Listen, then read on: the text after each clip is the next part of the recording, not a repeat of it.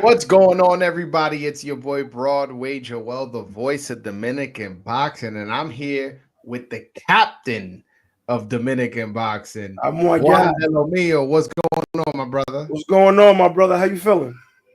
Yo, bro. I don't know if it's now that Trump won, but you got a mic now. You got a camera, nice camera. What's going on, bro?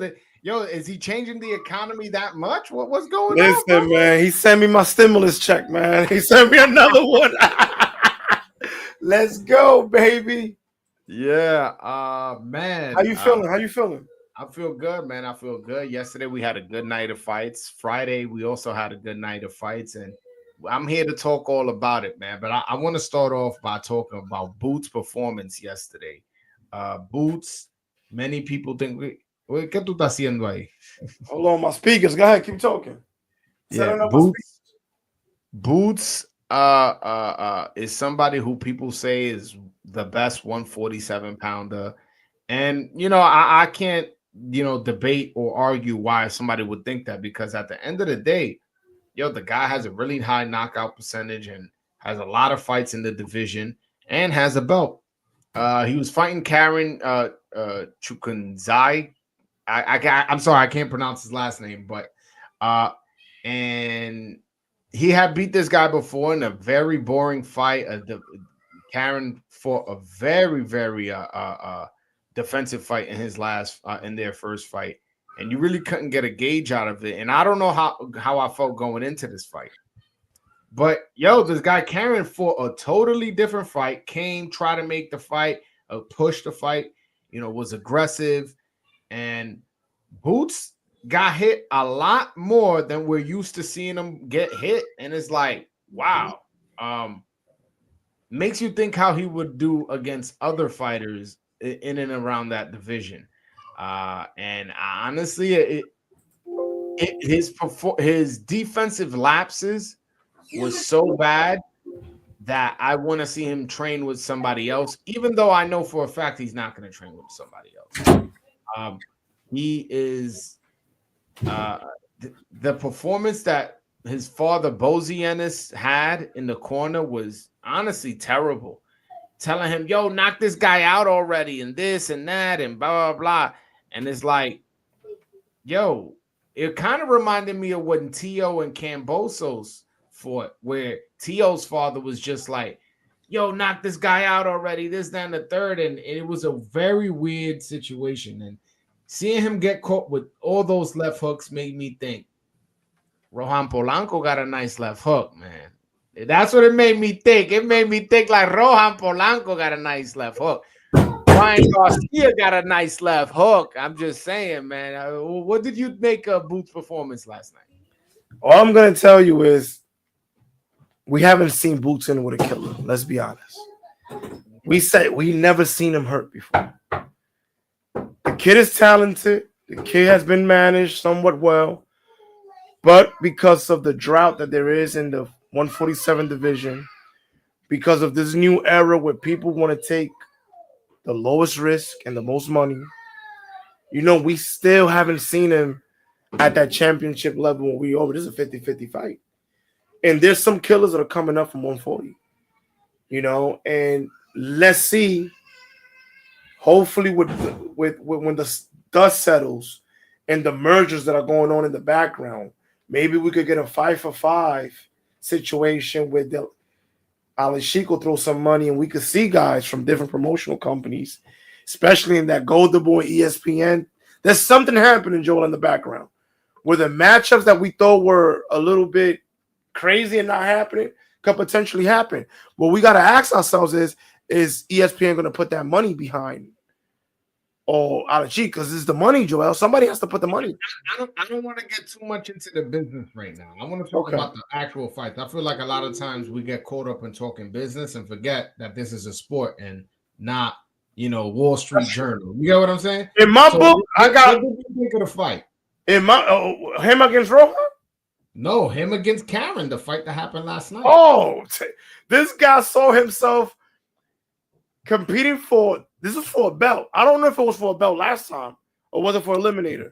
No, it was not for a belt last It was night. not for a belt. So this guy, man, he knows that his whole life could change.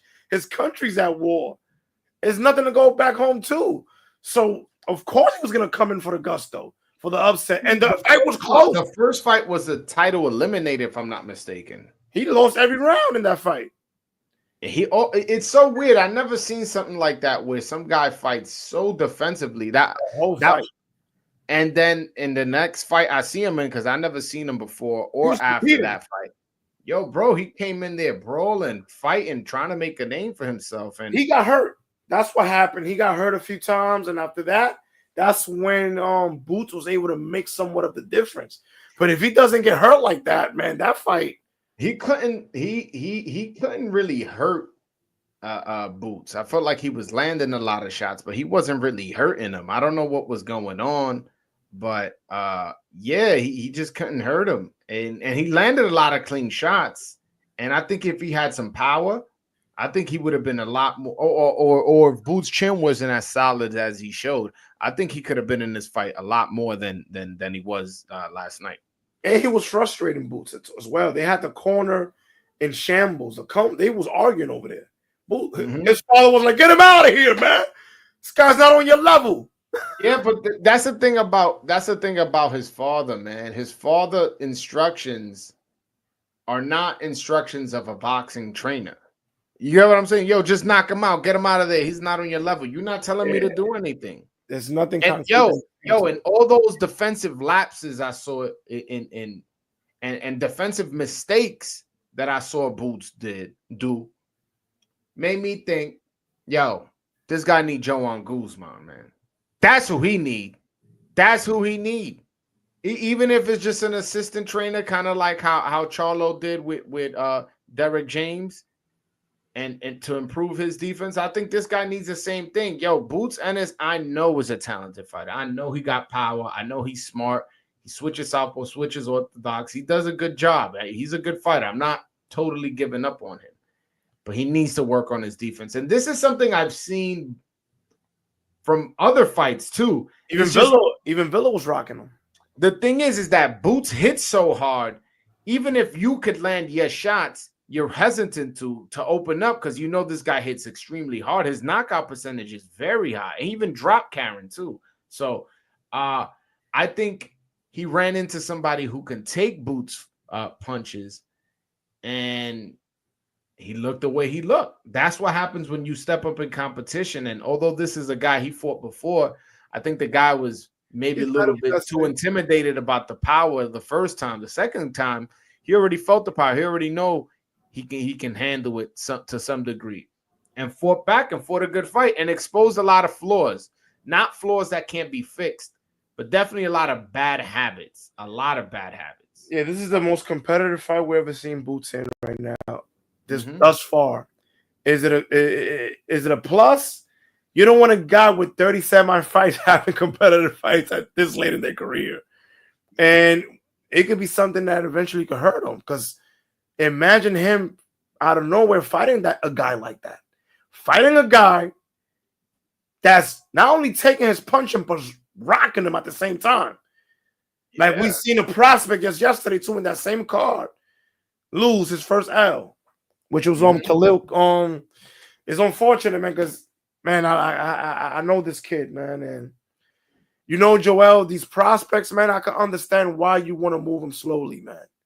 You know, often, even we said with Rohan, you guys got to understand what goes on with a lot of Dominican fighters, that they're not given that road, Joel, where they're taking care of them. This kid, Rohan, y'all need to keep looking at this kid, because they're throwing the wolves at him.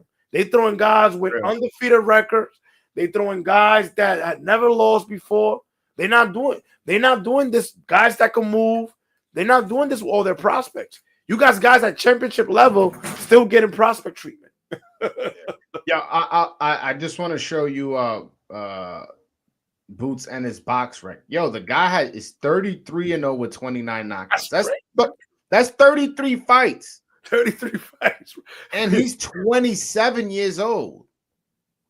You get what I'm saying? Just had his first competitive fight Yeah, so it's like there's only so much he can develop to a certain degree. I don't think that the mistakes he made were unchangeable, but I am concerned. I am concerned about his father in that corner because we saw flaws that he needs to learn how to fix, and his father has been his only trainer his whole life. You imagine the I don't know if you played baseball, football when you were younger. You imagine your baseball coach being the coach for the rest of your life. Your while you were 8 years old, right? No, you go from your it's something that I league always coach thought to was your youth weird. coach, to your high school coach, college, and then the pros.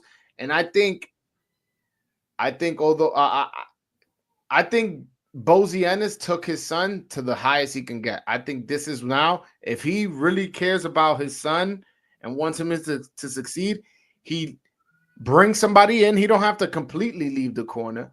Either bring somebody in or let somebody train him. Look what Floyd Schofield Sr. is doing. Floyd Schofield Sr. is training his son, right?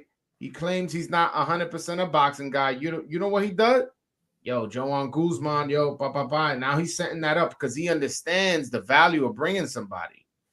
And I think that's something Boots should do. Pride before the destruction, man. When you think that you end all be all, bro, you know the wealth of knowledge you could get from a different perspective, from a different coach. And it's the same thing that me and Joel often talk about, the all way of doing things. We need to bring a team behind a boxer fighting at an elite level because you're fighting another guy that's elite and you don't know what he got behind him. So you want to bring the best knowledge, the best coaching, the best nutrition to the table. And at this level, come on now, bring the best. Bring him as an assistant. Bring him as a person that's going to give him a few pointers. Because 200-300 amateur fights, 2-time world champion. I mean, I'm the type of guy that I want somebody that was in the ring. Tell it. If I was a boxer, that's what I would think. Because there's certain things you see in the square circle that you might not see from the outside. And I'm saying, I know, was he a boxer before? I think he was. I don't know if he was a boxer. I'm going to say yes, only because he has two other sons who were boxers. So, you produce 3 boxers. I'm assuming it's because you yourself were a boxer. But his performance in the corner that night was so concerning that it has me wanting him to either get an assistant or to step out of the corner altogether. That's how concerning these mistakes were, because it wasn't that he was just getting hit flush by punches he shouldn't be getting hit with. That's what more worried me. But at the end of the day, man, like you just said, if pride is going to get in the way of you bringing somebody in to help you, or you totally passing him over and having him train somebody, then that may be to not work out. It may not be to your benefit. And these coaches are not that expensive. It will be a plus for a guy like Joan Guzman with a bunch of knowledge and wealth in terms of what he has in his resume to come in. I don't think he's going to tax you, to offer his services to you. You're already an elite fighter that's making good money anytime you're showing up. If anything, is a write-off. It's a write-off for you. If you have to bring another coach in, man, and people have to get away from this, man. Because think about it. People sometimes you're thinking so much about the money. No, because then I got to give up a percentage. No, you can bust out a deal where you don't have to pay him a percentage. Or you can just give a flat fee. So come on, we gotta have teams around these kids, man, because these kids are brands. These kids are in charge of bringing their families out of poverty, bro. Out of poverty. So if he's the machine, you want to put the best team around them. We can see what One Loss does. We see what's going on with the Haney's right now, with the Subriel Matias, where they don't know where they're gonna go next. It is a shame in this climate now that one loss could derail your career, Joel. It is. But that unfortunately that's the way the landscape of boxing is. But hopefully they make the adjustments. And who knows, they may shut us up. Next fight, he may come out with his defense on point with just his father in the corner. But if you're grading everybody's performance, I think for sure the father as a trainer got an F. You know what I'm saying? Maybe his next performance, as a trainer and coach, he gets an A. But last night he got an F. He got an F. Well, I don't see how much you could learn or sharpen yourself up. You ever heard the saying "iron sharpens iron"? But it also could have been that Boots maybe expected this guy to run, and all of a sudden he's flat. He's pressing a fight. He's trying to fight, and they didn't have a game plan for that, or maybe there was a nagging injury we didn't see, or maybe Karen just doesn't punch hard, and he was just walking through those punches while he felt like he didn't need a blocker because those punches weren't doing nothing to him. I don't know, but last night was concerning, and keep Boots far away from Bud Crawford. Far away. Let's not ever have that discussion again. I don't want to say ever.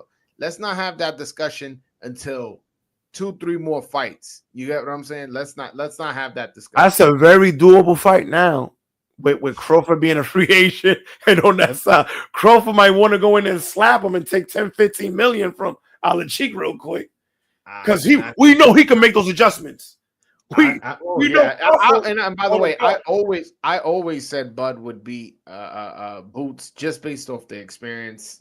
I always said that, but does that fight do a mill? No, nah, 500. No, Spence Crawford didn't do a mill. Yeah, you're right. I don't even. Yeah, but I want to switch over to the co-main event. Bam Rodriguez. That kid is low key becoming an all-time great, man. His skill set, his shifting of legs, and you look at his resume at the age he's at, man. Bam Rodriguez is definitely a top 5 pound for pound fighter, and it's unfortunate a lot of people are not aware of him because I'm not even aware of him. I just started becoming aware of him, Joel, because he fights at what, 122? No, 115. Oh man, and that's the thing with those lighter weights that we don't see a lot of hoopla around. Did you see him fight yesterday? I didn't see the fight, but I could tell you one thing: I've never seen a knockout come out of that sequence. It was like a weird shift of feet and a weird angle. I don't even know how he was able to generate that much power from a shot like that. Yeah, and the thing is, it's just seeing his footwork it's like seeing Lomachenko in his prime. What I would say. Like, I didn't expect a guy like him to do that. But he's doing it against way better competition that Lomachenko's ever faced. And he's only 25. I think he's young. And he already has a sick resume, multi-divisional champion. I just think that this guy is on pace to being an all-time great. You think him and Inoue could come out of the cash weight somewhat? He's 24 years old. Joel? What's up? You ever think him and Inoue could come out of cash weight somewhat? Nah, Inoue's at 122. He's at 115. That's a little bit too big of a weight jump. But there's another Japanese fighter named Nakatani, and he fights at 118. I could see that fight happening. And Nakatani, to me, is one of the best fighters in the world, too. So that's an exciting, scintillating fight for a fight at those lower weights, man. I really like Bam Rodriguez, and I definitely wanted to talk about him. I know a lot of people not necessarily aware of him because of the weight he fights at. But if you want to see excellent boxing skills, you want to see knockouts, you want to see power, you want to see a young guy, he's 24. I just looked it up. A young guy, 24 years old, 21 fights, who's about to become a legend. Jesse Bam Rodriguez is the guy you got to watch out for, man. That's the guy. He's the guy. Yeah. Did you see the Raymond Ford fight? Yeah, man. He impressed. Raymond Ford, strong. The first 2-3 rounds, man, just looked absolutely very strong. Phenomenal. That kid didn't want to fight no more. Yeah, but then the kid didn't want to fight, and then after that, the fight was really boring. I felt like he had trouble cutting off the ring. It's frustrating, man. It's frustrating when at that level, all Mm-hmm. those fans around you. Like, I know the matchmakers, I know that this kid, but man, when you have so many fans on the seats, this is an opportunity to bring more fans into the sport. So if Mm-hmm. you're matchmaking, I don't care if someone has a international, but I'm gonna put a fighter in there that wants to come to fight. But the reason they did it is this guy, this Puerto Rican guy, was highly ranked in the WBA. He wanted to go the WBA route, and and that's why That's that true. happened. Yeah, I could say yeah. I'm just playing devil's advocate. I'm just saying the the because Joel, that's an opportunity. Mhm. That's an opportunity. Oh, you got 10, 15,000 people there watching you, man. Knockouts at that level, wins at that level are exciting, very exciting, man. How about the Abdullah Mason Johan Vasquez fight? You find that one exciting? I I'll be lying to you if I ever told you that I saw any of that happening. You, I and Joel, I'm gonna be real with you. He hurt him 3 times in hmm that round. hmm Right before he knocked him down, right before Abdullah knocked him down, he hurt him with a right hand, and he fell back and he saw him coming in, and just out of nowhere, that up just leveled him. And if you look at the replay, the way his foot, I spoke to him, he fractured his legs in 2 places. you N- Did you? So you had no. You thought there was no shot he would be able to hurt and drop Abdullah Mason multiple You're times. not even gonna believe this, Joel. On this very channel, Cello gave you a heads up. He was like, the only thing that saves that kid Johan is que él sabe meterla bien. I don't know if you remember he said that. I don't remember, He but said it on your channel. I didn't know saber meterla bien was like that. yo, It, man, the it thing is, translates. Abdullah Mason is so used to just walking guys down and knocking them out, and it's like he wasn't ready for this guy being like tough to being like, okay, you're not just gonna come walk me down and knock me out without me getting my shit off, and he was dropping them, boom, and it's And the unfortunate second he knockout hurt his leg. was even more exciting because he's walking back at her. You can see him like No, but it's he even dropped him while his ankle was already messed up. that's what But I'm but saying. He was backing up. but what's crazy though is it seemed like this guy was still trying to keep the same game plan. Mason, I'm talking about. He was just walking him down, and it was gonna keep being a brawl. They were gonna keep trading knockdowns until somebody got knocked out. If this guy ain't get his leg hurt, and it's unfortunate the fight happened like that. But yeah, man, that was an I exciting. don't But care I what remember no one watching it. says. You saw the reaction of Bradley. Them they said we thought this is Brad. Oh, Gotti, whoa! They took us back to those moments. Those guys were out of their seats. It's unfortunate that it was only 2 rounds, though, man. I wish it would have been like a good like. There's a good That, storyline behind that. There will be a great storyline behind that. If Top Rank maximizes on, hey, he was hurt. You could tell he was in the trauma unit. The pictures are there on the internet. And hey, let's do a rematch. Let's see if this was a fluke or not. I think it'll be a good storyline. I think he deserves another shot at any level. I think they count their lucky stars and walk away with that Yeah, win. let's walk away and leave that guy alone for now. Oh no, that we beat him. We stopped in the second round. Why we need a rematch? Nah, God, ankle schmankle.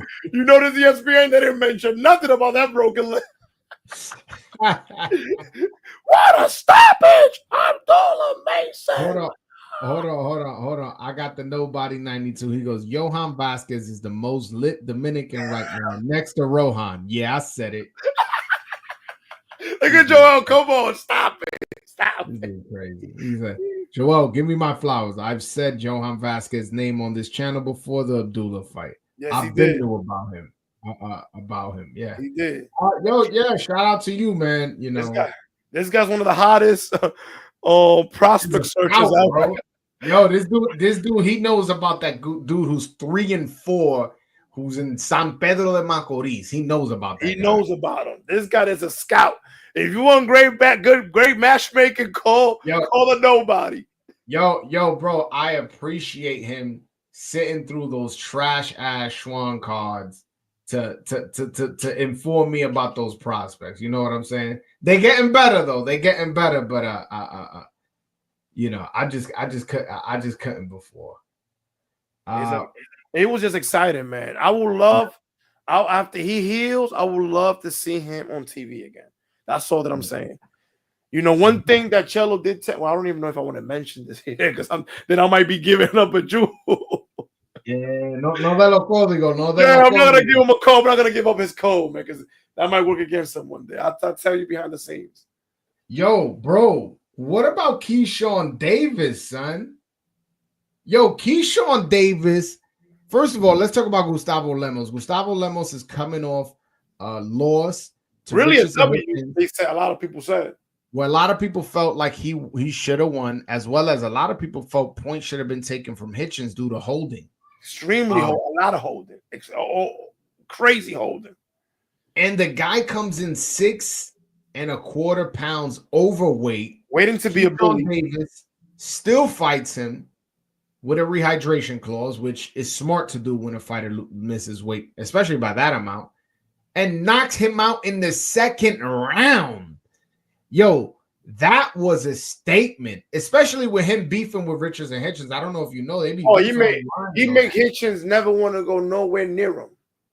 Yo, bro, this guy's at 135 for the guy who blew weight and stopped him in the second round. The only way this guy's going to get the fights he wants is they have to mandate it. Who are you saying, Keyshawn? Yeah, ain't nobody gonna get that man no fights. Are you crazy? Oh, he got Top Rank behind him. Top Rank, yeah. Top Rank will help him get the belt. But as far as cross promotion, unifications, and stuff like that, these guys are gonna want a lot of money to get in the ring with him. I mean, I'll be honest with you, and this is where he's coming off a good performance. This is where I sound like a hater, but you know, it's just my real opinion. Yo, I never thought he was that good. That was a great performance. Believe me. But I never looked at him. I never looked at him as like, yo. Even the performance before this one, you could tell that the pressure was getting to him, but he still managed it. He still managed it. He still got his shots off, but he could tell that he was rattled. He was uncomfortable. That other guy, man, I would love to see that guy again in another fight.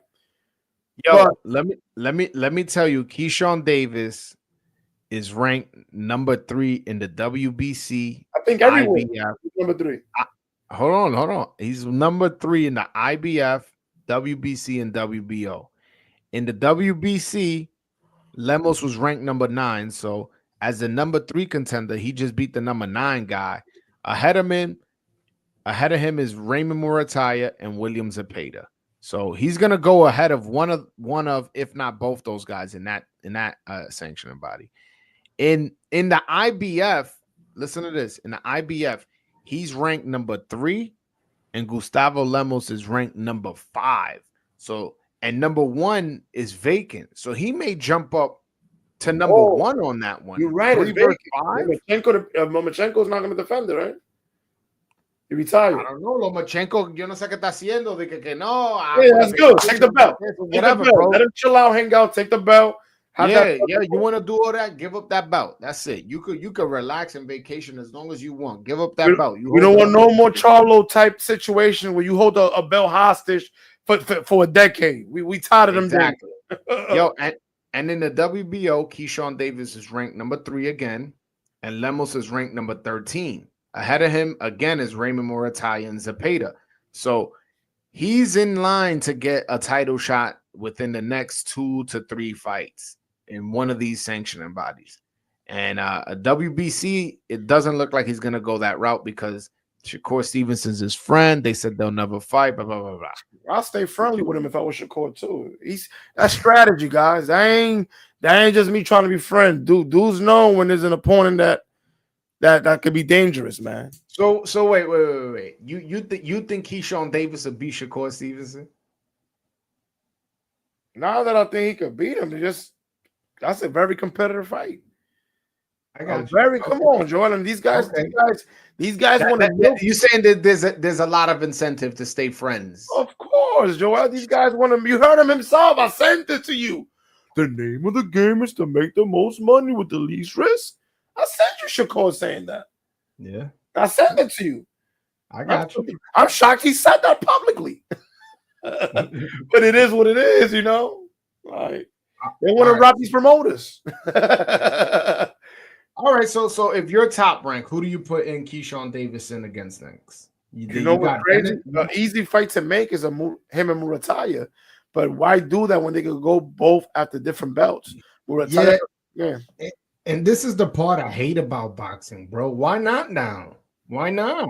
Why not? Whatever, the loser lost. All right. I mean, this is boxing. And you can rebuild them again. Rebuild them again. You throw them in a couple fights. That could be a title fight, Joel.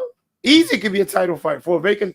If for a vacant IBF, it could be. I think that would be nice. That would be Top nice. Will put that together. Probably if they could strip Lomachenko for going on vacation and make Keyshawn versus Murataya for the vacant IBF. That would be great. And that kid has 12 fights, man. Like, think about it like this, guys. Look at the type of opportunities these guys are getting, man. When they're backed by money and they're being promoted. These guys get opportunities that people don't get until their 30th fight sometimes, 25th fight. So shout out to the people with the power. The Nobody 92 cents $2. He goes, what y'all thought about the Khalil Cole fight? He from Jersey too. He's from Jersey City, man. You know what's crazy, man? That kid, man, me and that kid, man, I seen him at his lowest moments, bro. I don't even know if I could know him. Joel, I'm a CEO. That's all I gotta say. Okay. I don't talk about that too much publicly, but that kid, man, what you got? If you're building up a fighter, and this kid is 10-0, why do you have him fighting a guy that's 20-2? And from what I understand, the only fight he lost was because he was hydrated or something like that, and the other one was a close fight. I think that was too quick of a step up. And I'm the guy that says, man, test these prospects. Now I see why you might not want to, man. And I'm saying that because I could be biased. I love the kid. But that fight, man, you could see how that kid was so, not so much better than him, but more seasoned, Joel. He could take him strong, a bulldozer. And in the first couple rounds, you seen him boxing well, moving right off that Mayweather that shell. But the pressure this guy was putting on, man. And then a Mexican, you really think you're gonna keep a Mexican away with hard punches? Them boys got a hard head. Yo, bro, that is like it was like he came like a hungry dog, like a pit bull. That dude just boom, boom, boom, boom, and it was like every punch he just landed was hard. The odds were 20-1, bro. I wish I would have put some money on that. I wish somebody would have pulled me to the side and be like, yeah, right. That's not even a fight I had on my radar, to be honest. I knew Cole was on the card, but I wasn't in a fight I had like, yo, I really want to watch. We gotta start looking at these undercards, man. Because it's like there's some money there to be made. 20-1. Yeah, that's a lot of money. I don't even think. Hey, listen. There was one point in this channel where I was telling everybody about betting on Edwin, and some people made the odds were crazy on that one too, right, Joe? It was like I forget what the odds were. I remember. I think I bet 50 and made 550 or something like that. I don't remember this was a long time ago, so this was like 2 years ago. So I don't remember, but I remember I got good odds. Yo, what do you think about Subriel Matias fighting on a pay-per-view that nobody was aware of? You know what I'm saying? Yo, people were like, the Subriel fight. It was like that was a disservice to him to put him on pay-per-view. I would have put him on YouTube. I would have put him on a free network somewhere. Yo, bro, there was like 100. I would have put him on that under. Wow, I'm surprised that undercard. There was like 100 people in this. Yo, I'll be honest with you. Subriel Matias is the most talented mispromoted, mismanaged boxer I've ever seen, bro. What are they doing? This guy is a murderous puncher, exciting style, comes from Puerto Rico, an island that is known for producing fans that support. This guy, has he ever even fought in New York? Have they put him on a float on a Puerto Rican Day Parade? Put him in Atlantic City, one of those top ranked cars, where he actually had where no one really knew that he was fighting. That's what I'm saying. And yo, he has a deal with Matchroom, takes a loss, and then leaves Matchroom. What happened there, Jordan? He got I don't know. That's what I'm trying to figure out, man. Yo, his team, dude. I don't know. He was the hottest free agent, Joel. Last year. I interviewed him with Mill City Boxing. Shout out to my man Jay from Mill City Boxing. And even he said at one point, he was like, no, que el promotor mío hace cosas que a veces nada más él lo entiende. Wow. That's a quote that he said. And by the way, for my English speaking people, he said, sometimes my trainer, my promoter does business moves that only he understands. And he's so loyal. And I don't get it. I don't get it. From what I understand, he got hurt in the first round and ended up stopping the guy in the second. He stopped that guy with what we know he has. Yeah, no. Listen, I never came on this channel. Never came on this channel. It says Subriel is a bad fighter, but he lost bad his last fight. The business moves his team has made, it's very puzzling. Very puzzling. And you know what's crazy, Joel? How was that not a multi-fight deal? You was the hottest free agent. From what I think it was, but they weren't happy with how Matchroom did whatever or what plans they were, and they told her, yo, can we end this deal? And he had already lost, so Eddie Hearn was like, yo, all right, go ahead, go about your way. If I'm not mistaken, I think that's what happened. If it was like that, that was the dumbest thing that you could possibly do, because you're not top ranked. You have no visibility. I can't, Jordan, if that's the case, you need to fire that guy. Yeah, what they're counting on is just going the IBF route, becoming the mandatory, and getting another opportunity at the belt. And once you get an opportunity at the belt, you'll end up on TV. But you gotta have somebody behind you backing you. You understand what I'm saying? If you're not the A sign, you don't have a network backing you and a promoter. I don't care. Yeah, you losing man leverage, and it's not even Mayweather did that. Mayweather had Golden Boy promoting his fight. No, but yeah, I just don't get it. I just don't get it. But hey, man, maybe they have a plan that we're not aware of. Mayweather's one of the most for sure talents you can bet on. And you never saw Mayweather set up a do my own fight on pay-per-view. Oh yeah, he had Showtime and HBO at one point or the other. He had one of those two. So that makes no sense. And I'm sorry, man. We have to be objective here. Someone needs to get behind those guys, sit them down, and tell them, what the heck are you doing? This guy is 32 years old. You could ruin his career. He got kids. 32. He's 32 years old, bro. Yeah, man. And with a style like his, and with a style like Subriel Matias that he has, he takes a lot of punches. How like, you know what I'm saying? Like, you can't, time is limited into how good he's gonna be. That's a problem. You got guys that even with a belt, they were iffy about taking that fight. And you think without a belt, people are jumping to take a fight with Subriel Matias? Even though without a belt, coming off a fight on a pay-per-view that nobody saw, with basically 100, 200 people in the crowd. And not only that, people are not so stupid to say, oh yeah, I'm gonna fight the Subriel Matias that fought Liam Paro. Because they know he could be the other guy that just ran through you. So ain't nobody, he's in a very, I'm sorry, and I love Subriel Matias. I love that guy. Yeah. But the management has to get better around him, man. Yeah, I don't get what moves his team is making, but Zone is one of the biggest. They get their act together, and he gets to fight on television, because that's exactly what we need. We need to see more Subriel Matias and against better competition. Also, like the guy he fought, no disrespect to that guy, but it's not necessarily in New York.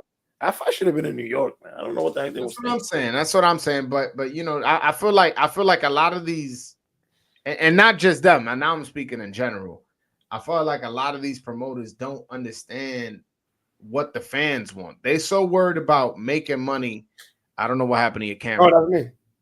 Yeah, they're so busy worrying about making money right now, right this second, that they're not necessarily paying attention as to growing their market in the future. You understand what I'm saying? Yeah, I mean George, that just doesn't make sense to me, man. The visibility that the zone has for you to not want to take another deal with him. He probably would have fought on that Boots card. He probably would have been the I don't think he would have been over banned, bro. I think he would have been right under banned, probably. Yeah. Or your comeback fight could be your own main event at the Little Room in Madison Square Garden. That wasn't a good move. Yeah, and Top Rank be taking over the Saturday before the Puerto Rican Day Parade. Yo, you put him to fight the Friday. You know what I'm saying? The day before. That way there's 2 back-to-back Puerto Rican days. It's crazy, man. It's crazy. He didn't get to make the money that he wanted to yet, man. That's the thing. Mm-hmm. Yeah, you get to make the money you want when you get them top marquee fights. And when you're defending the title back-to-back. And it's a shame that we didn't get to see him on that stage. 10,000, 15,000 followers. I mean, a bunch of fans with Puerto Rican flags.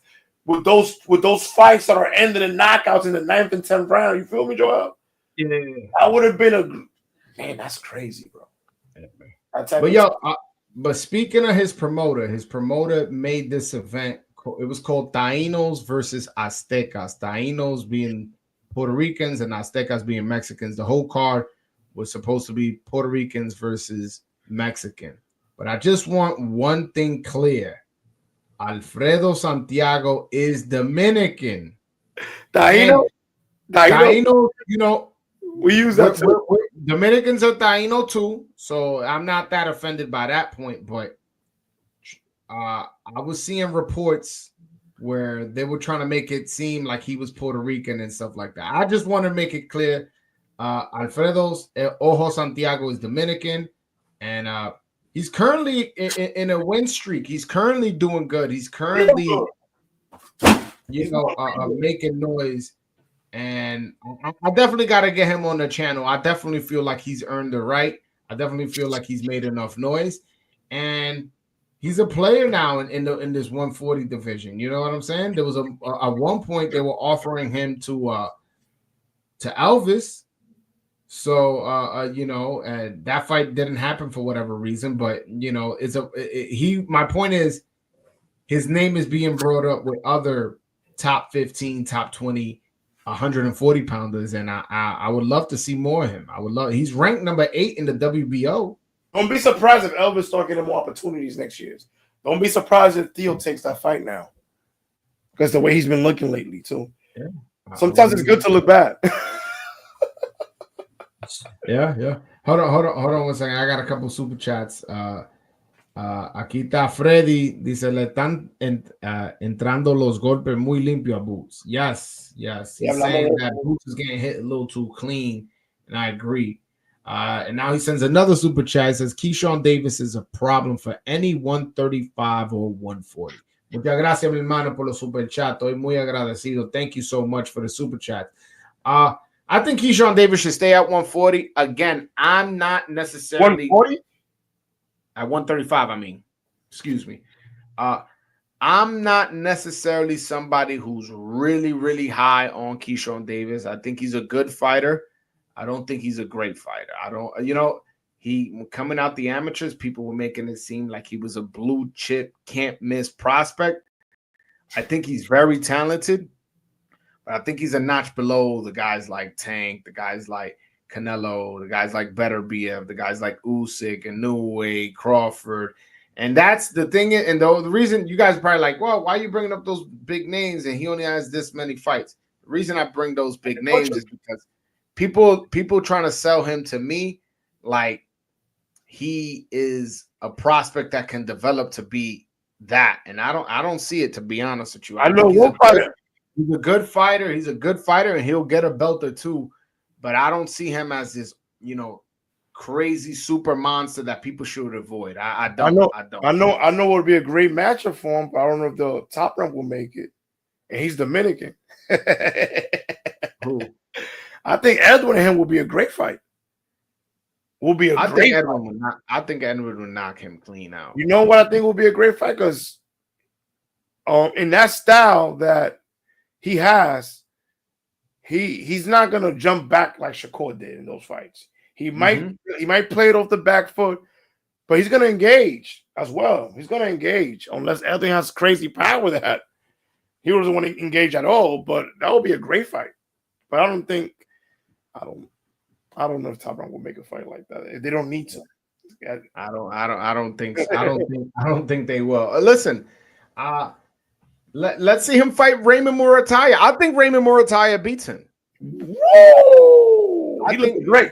That's fine. By the way, they both coming off second round knockouts. By the way, they both coming off second round knockouts. So, it's funny. One of Keyshawn Davis friends, who I've been telling him Murataya beats him, text me. He goes, "You think Murataya still beats him?" I said, "Yes, yes." You know what I'm saying? Like what I saw didn't necessarily. It was a spectacular performance. I'm not taking nothing away from him, but. Did we see what Murataya did in the second round too in his last fight? Like, are we just gonna pretend like we missed that? So I that's a fight I would like to see, and I do want to see how Keyshawn still develops. But that was a great win. Murataya, Joel, I would like to see how he deals with Keyshawn's foot movement and elusiveness. If he could. I don't look at Keyshawn as that elusive and with crazy footwork. I don't see it. He fights off that style though, Joel. He fights off the back foot, off the counters. No, he don't. No, he don't. Not really. What do you think? Really. He's a come forward fighter that looks for the. I mean, I wouldn't say he's a come forward fighter, but I feel like he's more aggressive than he is defensive. I will say that. He's a mid range guy, back foot type of guy, right? Yeah, I just think Murataya hits harder. And I think Murataya has more experience. Does Murataya have that dog to be a Maidana if he has to? I've seen him get dropped multiple times. Who? I've seen him get up, Murataya. Oh yeah. And I've seen him get up. Yeah, he got dropped a couple times, but both times I've seen him drop, I think he's gotten up and knocked the guy out. So I do question his chin. That's one thing I do question about Murataya. I've seen him drop, and I've seen him hurt before. Not just some flash knockdown. You know what I'm saying? I've seen him get dropped and be with Kevin Farmer, it was hard for him to zero in on those punches, those clear punches. Yeah. So that's one thing that it depends on the Farmer's just awkward too. Farmer's an awkward, very awkward fighter. And he has experience too, like in terms of world championship experience. He's getting a lot of opportunities right now. So he's a former world champion, and people need names on their resume, so he's a good name to have. Stay active and stay in the gym, guys, and look what happens. Yep. Somebody might call you to be the B-side. Yo, watching Boots fight last night, has the fight between Rohan Polanco and Boots Ennis gone through your mind? And have you right away?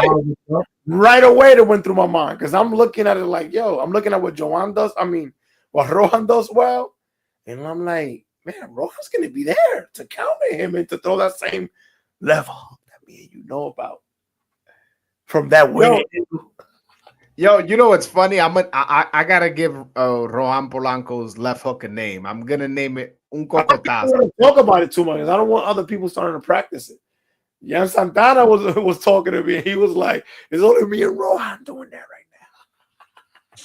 Yeah, because you gotta practice. Ellos lo tiran como estilo cocotazo, como así, como. Joe, don't talk about the codes too much, man. Because I'm telling you, bro, the way it connects, it has a delayed reaction on people. Yo, the first time I seen Rohan landed on Cesar Francis, that's what, if you remember, I even interviewed him about that, and I said, yo, that's not a normal left hook. Where did you get that left hook? And he spoke about how Merengue Abreu, shout out to Merengue Abreu, taught him that and stuff like that. And then Merengue came on the channel and talked about how he taught him. You remember that? Yeah, another savvy veteran, man. Another savvy veteran. Guys that you want to see be B-sides in situations, because they still could. They any given day they could be the wrong pickings for an opponent that's not ready, for an A-side that's not ready. And he's done it before. And that guy that just did that to Abdullah Mason, they brought him as a B-side to an undefeated guy, and he knocked him out. A 31-0 guy. Johan. So no, I know. No, and I spoke to my father, who actually know Johan's like knew him from like when he was coming up. My father said he was a talented prospect coming up, that, you know, somebody that they were like looking out for. And I don't know what happened in terms of maybe he got him focused. I really he ain't tell me all the details, but Jello told me he fucked up when he lost to a 17-17 guy in Panama. He wasn't supposed to lose to that type of guy because he was already ranked high in the WBA, and that derailed his career. They had to build him back up, and you know the things that go on. That's what happened. In boxing, you got to be ready, man, because a guy that you think is coming in to just stand there, it might be his golden night, bro. You're tired of getting beat up. Yeah, I got the Nobody 92 with a $5 super chat. Shout out to the Nobody that 92. Guy, man, that guy's gonna get the award of the super chats, man. Right, that's my scout right there. That's my scout. He said, "Do y'all think it might be a little bit too early for Rohan to fight Boots, or do y'all see this as a down the line fight?" I'll answer that first, and then I'll let you go. So the way I look at it is, Rohan not necessarily needs more fights, which I'm not opposed to that. Obviously, I think the guy only has 11 fights, so him getting more fights is good. What I do want to see him is have more fights at 147. He fought a lot at 43, 42, you know, and he has some fights at 47, like early in his career when he's fighting lower level competition. But I want to see him fight some journeymen at 147, 2, maybe 3. And then after that, I'm okay with seeing him against anybody because he has a long amateur experience. He has a lot of amateur experience, and he's been tested really tough at 140. So I want to see him at 47. His pedigree says that they could do whatever they want with him right now. He'll be ready. Yeah. He'll be ready. No, but I still think at least at minimum at least one fight at 147 against a tough guy, whether that's a contender or a journeyman. What's up? He's 14-0 right now. 14-0. Okay, I thought he had less. 9 knockouts, and they're already thinking about putting Keyshawn in a title fight at 12-0. So, and he has the same pedigree, I would think, right? They both were Olympians. Nah, but Keyshawn has a silver medal, so he does. Okay, yeah, silver medal in the Olympics. No, you gotta give credit to that. But Rohan got silver in the Pan American Games. Obviously, not as big of a tournament, but it's an accomplishment nonetheless. It is. I got some news, some exclusive news. I haven't seen nobody report this, and I don't know how official it is, but I'm hearing rumors coming out of Puerto Rico. My sources out in Puerto Rico that Michelle Rivera is no longer training with Rocky Gonzalez, who is Jermaine Ortiz's trainer, and he will be training in Puerto Rico with Javier Fortuna's former trainer for his last fight. I forget the guy's name. It slips my name because I know somebody who knows him. But currently, right now, Michelle Rivera is in Puerto Rico training with another trainer. So that's something, again, that's exclusive to this channel so far. I don't know how official it is, but the source that it came from was... I thought he was about to say Rohan Polanco's trainer, because that was Javier Fortuna's trainer at one point in time, too. Yeah, I thought he was about to say that. I'm like, oh, man. No. Imagine Michelle with power. With like... with devastating power. That would have been nice. Yeah, well, as of right now, he's in Puerto Rico, from what I understand. So That's another guy, man, that I want to see. His career is unfortunate, but it's not. You know what it is? They've made some how do I say, questionable moves. Questionable moves is probably a good way of putting it. Michelle was with Samson Lukowitz, was training with his trainer the time. What's his guy's name? Colombian guy from Miami. He slips my mind. He also trains Luis Ortiz. Do you know the guy's name by any chance? I know exactly what you're talking about, but his name is not coming up to me. Yeah, his name is slipping my mind. I'm sorry, fellas.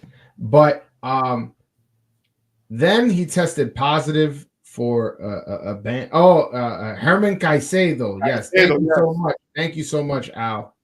Yeah, he was training with him, and Caicedo's an accomplished trainer. And he's Colombian. He's not Cuban. He's Colombian. I know a lot of people think he's Cuban because he's from Miami, but he's actually Colombian. An accomplished trainer, somebody who's trained former world champions and all that.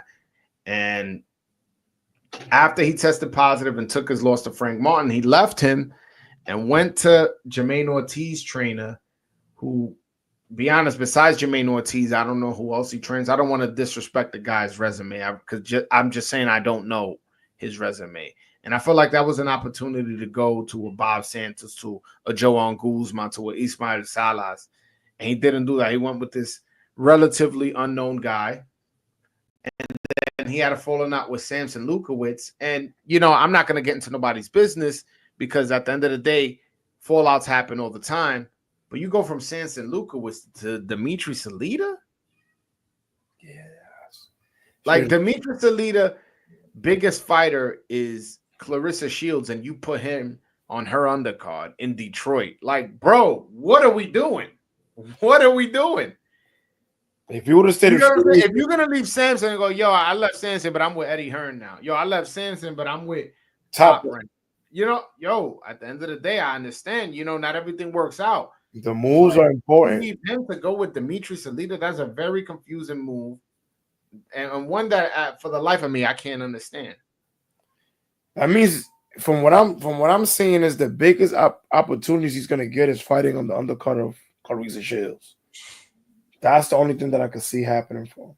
Yeah, and his buzz is there's no buzz around his name. There's nothing's going on with this guy. There hasn't been a buzz around this kid since he caught that knockout against that guy about 3 years ago, bro. I don't know. You know how you get your buzz back if you Dominican? You know how you get that buzz back? You're in the B side and killing the A side, basically. Coming on Broadway Joel channel. Oh yeah. The people haven't heard about him neither. I don't know what it is. Edwin buzz went up a little bit once he came on. Yeah, you guys got to come with a home where the Dominicans are at. Que venir para casa. Bro.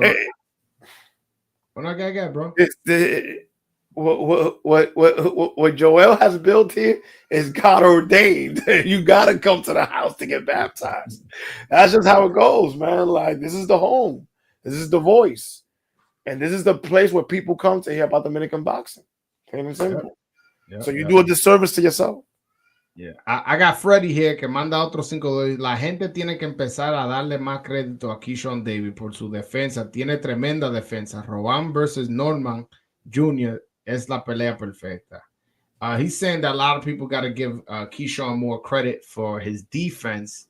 He has tremendous defense, and that he wants to see that the perfect fight is Rohan versus Brian Norman Jr. First, let me address Keyshawn Davis' defense.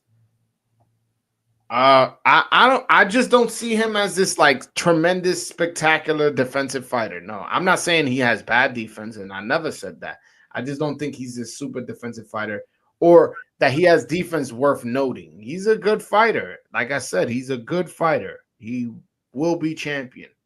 I just don't see him as this special fighter. And as regarding Rohan Polanco versus Norman Jr., I would like that fight. I think right now you want that fight right away. Again, I would still want to see Rohan at one fight at 147 just because you got to respect weight. You get what I'm saying? You got to respect weight. You can't just be moving up divisions and fighting champions and doing this, skipping the line. You got to respect time, weight, experience. And even if it's just one fight at 47, you got to have that experience. You get what I'm saying? Where's Norman from?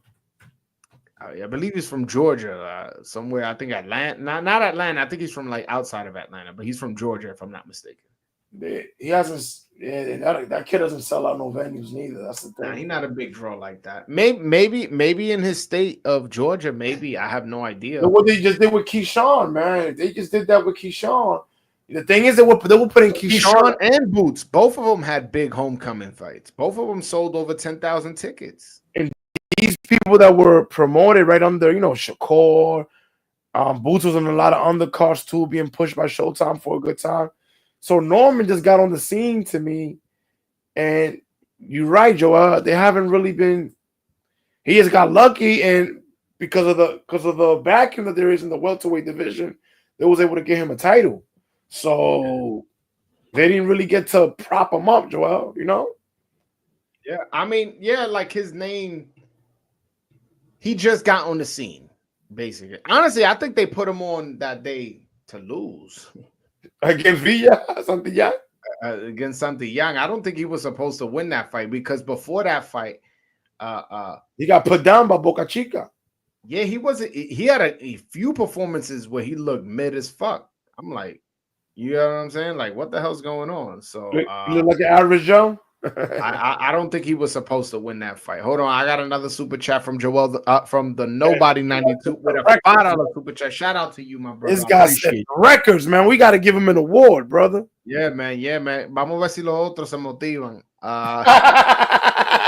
He says, Joel, did you get around seeing Schofield last fight? And I would love to see you interview him again. Juan gets hyped when the dad comes on. Yeah, man. I like. You know what's crazy? I'm not big on the fighter dads because they talk a lot of shit sometimes, man. A lot of times they just talk too much, bro. But this guy, you could tell that there's a science behind everything, and to me, he doesn't strike me as a guy that's full of shit and full of himself. Mm-hmm. He know where his son's at. He believe in his talents. And he'll tell you straight up, yeah, we was whooping on that boy in training camp.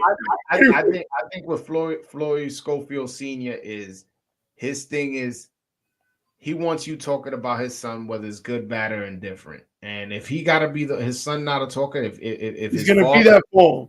Yeah, all right, you're not a talker. I'm going to be the talker, and I'm going to make sure I'm on every platform arguing with YouTubers or whoever, saying my son ain't as good as he is, calling out the big names from Shakur to Tank to Keyshawn and looking for those fights. Even though he's only 22, this kid, I'll be honest, I told him straight up, like, yo, he needs some fights. You know what I'm saying? Like, you calling out Tank, you need fights, bro. You need more experience. But even Floyd Schofield Jr. said he agrees with me, but his father seems dead set that he wants to see him in a tough fight. I don't want him in that fight. Who am I to tell him he's not prepared? I think he beats Shakur.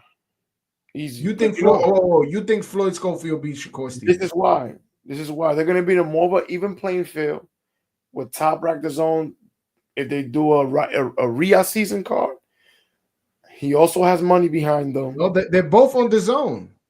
They're both on the zone, so that's an easier fight to make. Not only that, I don't think he's gonna wait to strike. I think he's gonna be on Shakur's heels, and Shakur's gonna have to fight him. He's gonna have, and I don't think Shakur does grow with pressure. And do you think Shakur got that dog in him?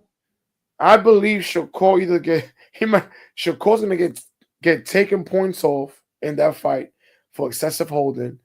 Shakur's gonna do a lot of hopping around in that fight, and he's not gonna exchange with him in the middle. I think it's gonna be one of his worst performances. Maybe worse. Maybe, and count me on this one. If he fights him, it's gonna be worse than the Edwin performance for him. In terms of how much he runs? Yeah, because he's gonna have to run. He's not gonna exchange with him, Joel. Remember what the Nobody said one time? What did Edwin think? That he was gonna exchange with him?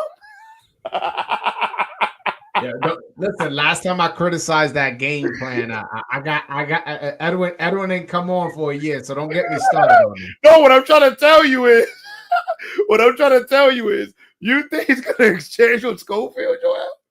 Joel, this guy Remember, he defense. got outbox him. I'm not saying he would or wouldn't. I'm saying he could outbox him. No, because he got a bulldozer style, Joel. This kid has a bulldozer type hairstyle. What you gonna jab him trying to come in with? This kid is coming under the waistline, maybe like a Sean Porter. He's gonna make you fight. And if you look silly hopping around the ring, they're not gonna give you them rounds like they did against a guy that probably didn't have as big as a name as Edwin, because this guy is already doing his own main event fights. You get what I'm saying? He just had his first main event fight. So they're not going to do that fight. The Zone is not going to do that fight. Well, Shakur Stevenson, I saw a report that, he's most likely going to fight William Zepeda in February. And that's a fight. That's also a problem fight for him. He has a lot of problems. With those I'll be honest with you. I would pick William Zepeda to be. I'll pick William Zepeda all day. Yeah. No disrespect to Shakur Stevenson, but I would pick William Zepeda to be. No, I was never big on Shakur Stevenson. Shakur Stevenson has been managed well. They have put the right opponents against him. He has a lot of hoopla from the tournaments on what's that called? The Brazil Olympics, and he's been matched well. And the guys that he fought, he was supposed to beat. He was a bigger guy than Valdez. I knew he was gonna outbox Valdez easy, because Valdez has one speed. Valdez ain't coming in with rhythm, different speeds. He's not doing that. Yeah. So a guy that has respectable boxing skills like Shakur, we knew he was going to be able to do that. The other fighters that he fought, who were they? He fought this guy that I don't know what went at 35, Herring. He was just that fight. He was just what's that thing you call, Joel, that you hit? Punching bag. He was a punching bag in that fight. I don't know if something happened in his training camp, but he was a punching bag. And the African kid that he got criticized for, that he ran the whole fight.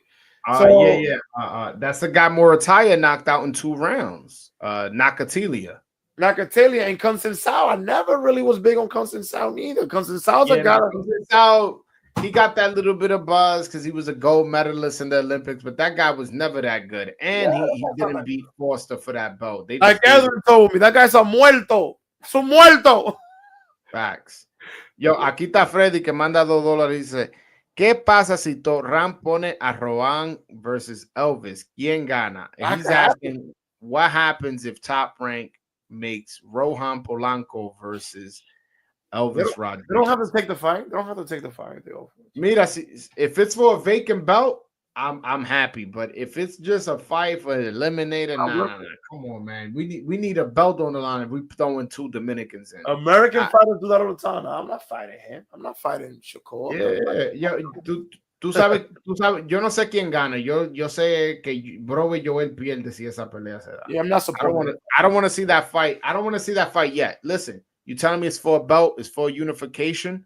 Coño, ahí yo estoy bien, pero I don't want to see that fight. You know what I'm saying? It just makes no sense because he's moving up to 147. This kid is staying at 140. One thing that does get me excited is if they ever mention Teofimo and Rohan, I'll be excited about that fight. Yo, but there has to be money behind Rohan for that. What I want is Puello versus Teofimo. That's what I want, a unification match. I don't think nobody fights Puello right now. Nobody at 140 beats. Matias mentioned them. Matias said, "I'll take any of the champions," but I don't think he beats Puello in that style. No, bro. Matias, when he won his belt in Minnesota, I asked him about Puello, and he told me, "No, que él es latino, yo soy latino, tú sabes, él es Domi, yo Bori." For now, he says his name because look where he's at right now. He has no title. He has no buzz right now. Hey, listen. That's a fight I welcome. I'm very high on Puello, and I think that dude is nice. I think that's a main event fight in New York. Easy. Hell yeah, that's a main event fight. I'm bringing a lot of people to see that fight. Yo, bro. Don't get you started, right, Joel? Don't get you started. That's a great little fight. No, bro. Listen, Puello versus Subriel Matias in New York, as good as it sounds, with the management and promotion company that Subriel Matias, it might make too much sense. Yo, that makes a lot of sense, Joel, that fight. But it makes too much sense. But they don't have common sense at this level. I don't know, man. I don't like the way they've been moving. I don't like the way they move. Damn, man. Anybody could pick up that fight. That's a good little fight right there, man. There's no money behind them right now.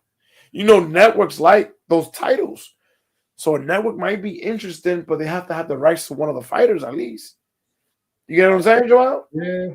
I mean, technically right now, Puello's with PBC. Subriel is, I guess, a free agent to some degree. I know he's with his promotional company. I'm talking about free agent in terms of network. He could come for a one-off on a platform or a fight with stipulations. All right, we own your next 4 fights or something like that. I can see that happening. He could be a beat. Man, that fight is not going to be nowhere near New York because PBC only put in Puello right now on their undercards. Yeah. You know? No, that's the thing. Nobody's really prioritizing Dominicans. Yo, bro, when they put Rohan as the first fight with guys like Floyd Diaz and Tiger Johnson ahead of him, I was like, I don't know what's going on, man.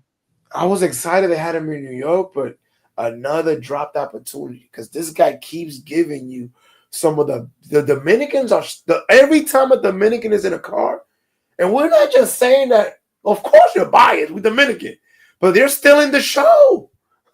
Yep, they're stealing all the shows in the cars that they're in. They're giving you the most exciting fights. They give you the best drama. Yeah, and there's not one Dominican fighter who's a boring fighter. Now, I know Edwin had a bad performance in terms of entertainment value in his last fight, but in general, he's not a boring fighter. Yo, all the Dominicans, Puello, Adames, Luis Garcia, they all exciting fighters, every single one of them. Man, I didn't know how no promoter said, let me put a Dominican card together, man. Yo, this is yo, bro. If I'm a promoter, that's just way to make money too. Like, yo, you see what this guy did, Subriel Matias, promoter, Azteca versus Taínos, whatever. That concept ain't work for him. No disrespect, but a concept that would work is Puerto Ricans versus Dominicans in New York. Yo, people want to reinvent the wheel, bro. Yo, that's such an easy, natural rivalry.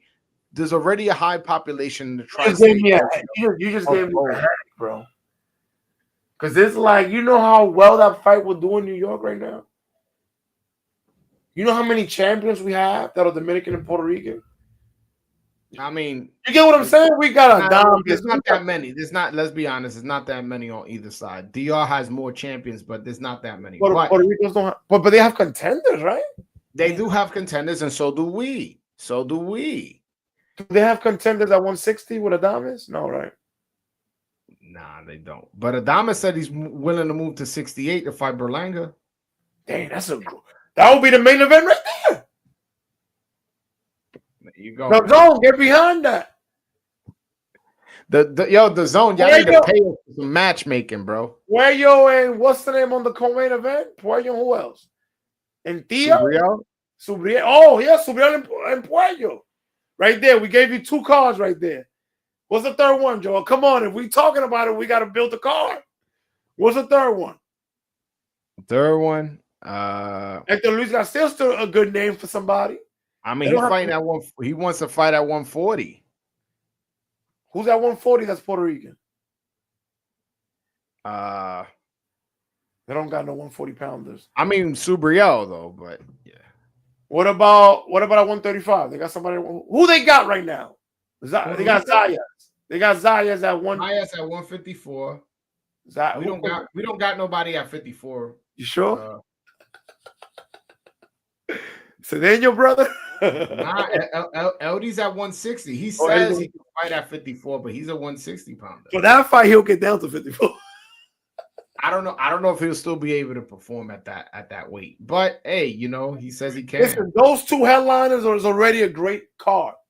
And throw a bunch of fighters in the undercard. That would be good numbers in New York right there, Joel. Hold on. The Nobody 92 sends a $5 super chat. Salute to you for the $5 super chat. He says, why is nobody talking about Amanda Serrano versus Katie Taylor 2? I didn't even know. Who I got winning that rematch. I'll be honest with you. I don't really follow women's boxing like that. I do know Amanda Serrano personally. We've known each other for probably 20 years. I saw the first fight. I thought it was a close fight that could have gone either way. It probably edged it to the Amanda, but it was a 50-50 fight. I don't know if probably Amanda. Plus, Katie Taylor has been slowing down. Katie Taylor hasn't looked so good in her recent. Joe, they sold the Garden out. Yeah, first females to do it. That's crazy. That was a great event. That was a great event. Yeah. I'm pushing for her. Definitely. Omar Rosario versus Endri Cedeno. That fight actually was supposed to happen, and then Omar Rosario pulled out. Not sure what was the reason why he pulled out, but that's a fight that interests me at 140. That's a fight. He had great management. That's why he pulled out. Come on, Joel. Don't act crazy, man. Bro, I remember they were trying to make the fight with Omar Rosario and Rohan Polanco. Oh, and looking back at it now, bro, that would have been so oh man, he already took an L. He took an L. Already. Yeah, he took an L and got released by Top Rank already. So you was better off taking an L against a big dog, right? Well, it's understandable why. I'm excited to see who his next opponent gonna be. Hold on one second. Freddy sends a $5 super chat. He says, y'all saw the video of Keyshawn Davis' brother putting hands on Pollo 2 weeks ago? Whoa. What's going on with the Dames? We'll like to see him versus Erickson Lubin. I mean, no, I have not seen that video. I mean, it's foreign? Yeah. Hey, let's look it up. Is it on YouTube? Hold on. His name is Kelvin Davis. If I'm not That's mistaken. Right. Pollo practicing, man. Pollo's been against the best, man. Yeah, I mean, hey, man, Pollo is in he's in the league of his own right now. I can't see that happening. I'm looking at it on YouTube. I don't see nothing. I see him calling him out, but I don't see him. I don't see no sparring match. I'll be honest with you, Kelvin Davis really don't do it for me. So I find that hard to believe that there's a video of him putting hands on it. And was it just a 30-second clip? You know what I'm saying? Like, let's be honest, they get in prime time right now because of their big brother. So yeah, no, but I don't know what video he's referencing. But let's just say it was a 30-second clip. A lot of times, we sparred 4 rounds. You put 30 seconds of it where you do edit that real good. You got beat up the whole fight. Yeah, I don't know. So I have no opinion because I never seen it. And as far as Adames versus Lubin, I like that fight. Welterweight alert too. There was a kid named Nicholas Flas in pro box. He was a man of vain fighter. He has done very well his last 4 or 5 fights, knocking out opponents, washing them. That's another person that could be Puerto Rican, could potentially be a Polanco opponent to see how he looks. That's an interesting fight right there because I like that. I like that fight because the kid that fight. I like that fight. And he comes forward and he already beat a top rank prospect. Yeah, he beat I know his name. He just fought. I know who you're talking about. The guy's a big mouth. He talks a lot of big trash. Mouth, he got shut up that day. Yeah. So this kid is already, he's coming on the tear, and they're gonna be looked to give him a good opponent fight at 147. I don't know if it's managed. I don't know if Samson's gonna take that fight because Samson signed them. I don't know if Samson. No, hold on. I'm just seeing this $5 super chat. Yeah. Virtuoso, that is hilarious. I'm gonna put it up. He said, Floyd Schofield versus Shakur Stevenson is a low-key Puerto Rico versus DR match. I like that. I like that. He goes, I say low-key. Let's be honest. They speak better English. Yo, but this is the marketing. Imagine if we sold it like that. And they got promoted like that. And then you fit the undercard with the real ones. Wow. I like how you said the real one. You wild for that one. The more authentic ones, the ones that speak Spanish. This is what Schofield father was talking about the whole time. That they want to see the Dominican brothers getting opportunities. This is a way where they could bring him in. Because when you're the main event fighter, you can have a say-so maybe. Be like, yo, I'm gonna come out with my Dominican flag. Shakur, every time he has either a flag on his trunk, so he comes out with the flag, so he'll have his Puerto Rican flag. So make it a Puerto Rico versus DR undercard, and then we'll be the ones in the main event. I'm representing DR, he's representing Puerto Rico. Bring the Puerto Rican artist, right? Bring the Dominican artist for either side. No, they need to pay me, man. Because I'll sell that out, man. I don't know how to put it together, man. You give me, if they said De La Cruz, that's your job to promote this, man. Listen, I'll have who you have bringing up Shakur. That's Puerto Rican, Joel. Anuel is a hot. And have allowed for bringing out. Oh, Schofield. That'll be fire. That'll be fire. Hold on, I got the Nobody 92 sending a $5 super chat. He goes, can't always get hyped on sparring videos. Some fighters look great in sparring, and on fight night look completely different. Yeah, sparring is not. Well, listen, my father. Shout out to my father. He a legend, by the way. You know why he a legend? Because he made a legend in Big Broadway. But shout out to my father. My father said he seen Tito Trinidad spar a bunch of times, and he's like, yo, look at mad regular and then go knock somebody out in Madison Square Garden. So we can't always go by sparring, but I always say sparring isn't everything, but it's definitely not nothing. It's definitely not nothing. Trinidad, for a lot of you guys that got to see him late in our casuals, a lot of big fights he lost, but he was a terror in the lighter weights. Trinidad was defending titles 10 or 15 times, I think. Like he was I think he has he has the second most defenses of a welterweight title, I believe. Of a welterweight? I thought it was junior welterweight. No, I think it's welterweight. I could be wrong though, but I believe it's welterweight. Yeah, that guy was washing the competition, man. He really earned his stripes to get up there. The Nobody 92 sends another $5 super chat. Salute. I'm gonna get rich with you, man. I truly appreciate you, man. I really, really do. You're a real one. Joel, Keyshawn got a third brother who just went pro, Keyshawn Davis. Yeah, I know. I'm familiar with him. Yeah, these guys, man, listen. These guys, we want to see them into their 10 and 15 fight where they're getting punched back too. Yo, hold on. I got my man Polo Torres. I know y'all not familiar with him. By the way, that's a hilarious picture. I'll talk about the picture in a minute, but Polo Torres is my Mexican friend. He's from I met him from Twitter. Yo, you want to know somebody who sees every single fight? Yo, this dude put me on to some Mexican fighter who fights out of Australia. A heavyweight from Finland. Like he's like, yo, bro, what do you think of him? I'm like, yo, bro, what are you talking about? I never seen him. Yo, so shout out to Polo Torres, one of the most knowledgeable boxing fans I know. He is crazy biased towards Mexicans, but he's a very, very knowledgeable boxing fan. Like, all jokes aside, if I'm going into a debate and I need to pick a team of people who know boxing, I'm picking Polo to be on my team. This dude knows boxing, man. Shout out to Polo. Joel, I got an exciting person that might want to come live right now, real quick.